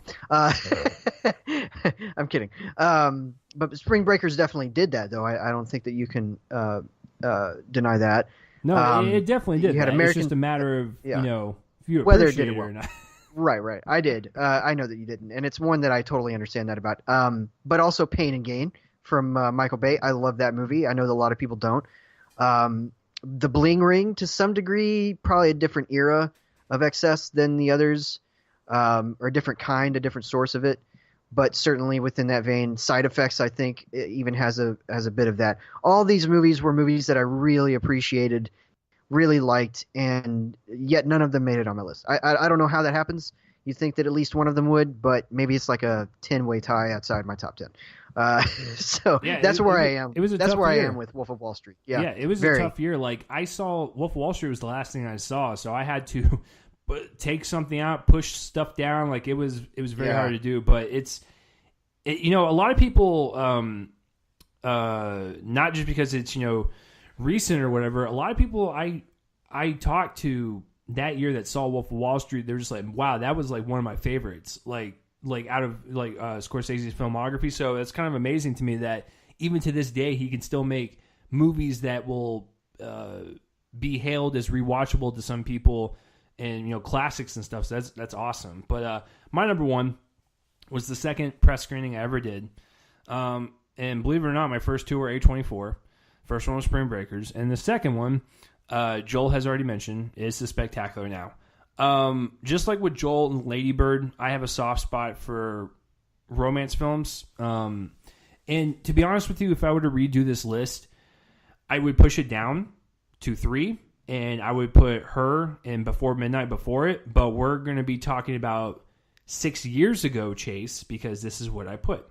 So Spectacular Now, as Joel said, Miles Teller, Shailene Woodley, they strike a relationship in high school. Miles has a really severe alcohol problem, and that is competently, reflected, as Joel put. It's not really like explored, but it does enough to where it showcases his character in a very very sad way, but also like he's not like a lost cause. We want him to get help type of deal, but it's a part of his character, and it does it just right. And of course, Shailene Woodley, she's going to graduate and go to college, and so what are they going to do with their relationships? And they're trying to figure out each other and what they're going to do with the love that they have, and are they going to keep going forward? It's just, I just love movies like that, because as teenagers we're dumb and we don't really know what we want, and I think seeing that as an older person, like we can go, oh, this is stupid. Why are you going after this guy when you can go to college? It's like, but we've all been there. We've all, had crushes. We've all had relationships in high school. I didn't personally, but, seeing people go through this stuff and not really thinking straight, and it's love, and love will do this to you type of deal. And when you grow up, you can kind of reflect on it. I love that. And it's a time capsule movie. You get to see two young people who are just having fun with each other, but also realize that it could be serious. And it's just, I don't know. I love the kind of like conflict that teenagers have to go through when it comes to these type of movies and stuff. I just love it. It's just a really wonderful type of movie, and it struck a chord with me. I never, like I said, really had a relationship in high school, so you're probably like wondering why. It's because I envied that, and maybe seeing these type of movies, I really get kind of emotional watching them, and maybe that's why. I have no idea. Maybe I should ask a therapist. But it was also a movie that was introduced to me through Shailene Woodley. Never really had seen her. I might have watched Divergent. At some point. She was also in a movie that, unfortunately I won't get to it at 2011, but it's a really good movie, The Descendants. And I don't know if you saw that. I still never saw it. Okay, so yeah, that's where I had seen her, and I was like, wow, she's gonna go places. And then this was her next movie, and she was even better in this than she was in that. Really good talent. Right, I know that like Brian talked about that movie endlessly when I first met him. He loved that movie. So Spectacular Now, watch it if you love those type of movies. So to recap for the top 10, we'll go ahead and close this episode out here. Number 10, we have Dallas Buyers Club. Number 9, Before Midnight. Number 8, Gravity. 7, Prisoners. 6, Mud. 5, Short Term 12. 4, 12 Years a Slave.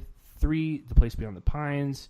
2, The Wolf of Wall Street. And 1, Spectacular Now. If I was to redo the list, I would change this thing up like 100%. Everything would be all over the place. I would move stuff up, take stuff off, move stuff down. put new things on there. So, yeah, if I were to redo it, it would be way different. But if we're going to be talking about what I had on episode 7 of this podcast, yes, that is when I did this episode. Episode 7. Yeah, it's why.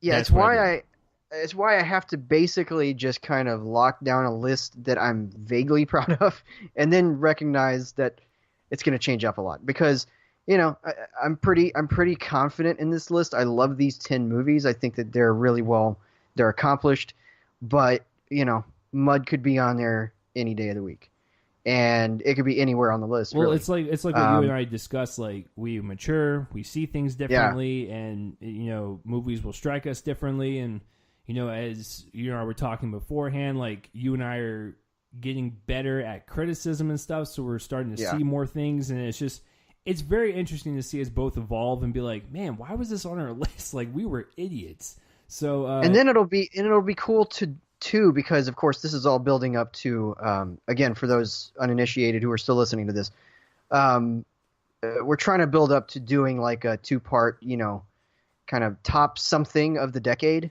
I don't know the number yet, but probably a top 20 or something, in 2 parts. And it'll be interesting to see what kind of hits where. What are the movies that really stayed with us? And so, and it's kind of smart then that Chase has this plan to just look at the 2013 version of himself, because Before Midnight was his number 9 in 2013. And now, it probably could show up in a top 20 of the decade. And it's just interesting because you always think of that being in kind of the 10 percentile almost of the decade otherwise. And so, or the 9, whatever the other, the version of that phrase that means it's really low is. And me, I could have some of these that are just not in the top 5. It's really interesting to see how the decade comes together as you grow. Every critic does it. I'm telling you, people reflect. People, when, who was it? It was Ebert. In 1980, I'm pretty sure he had Raging Bull as his top choice of the 1980s. And in 1980, it was his number 2, because The Black Stallion had come out and he was totally bowled over by that.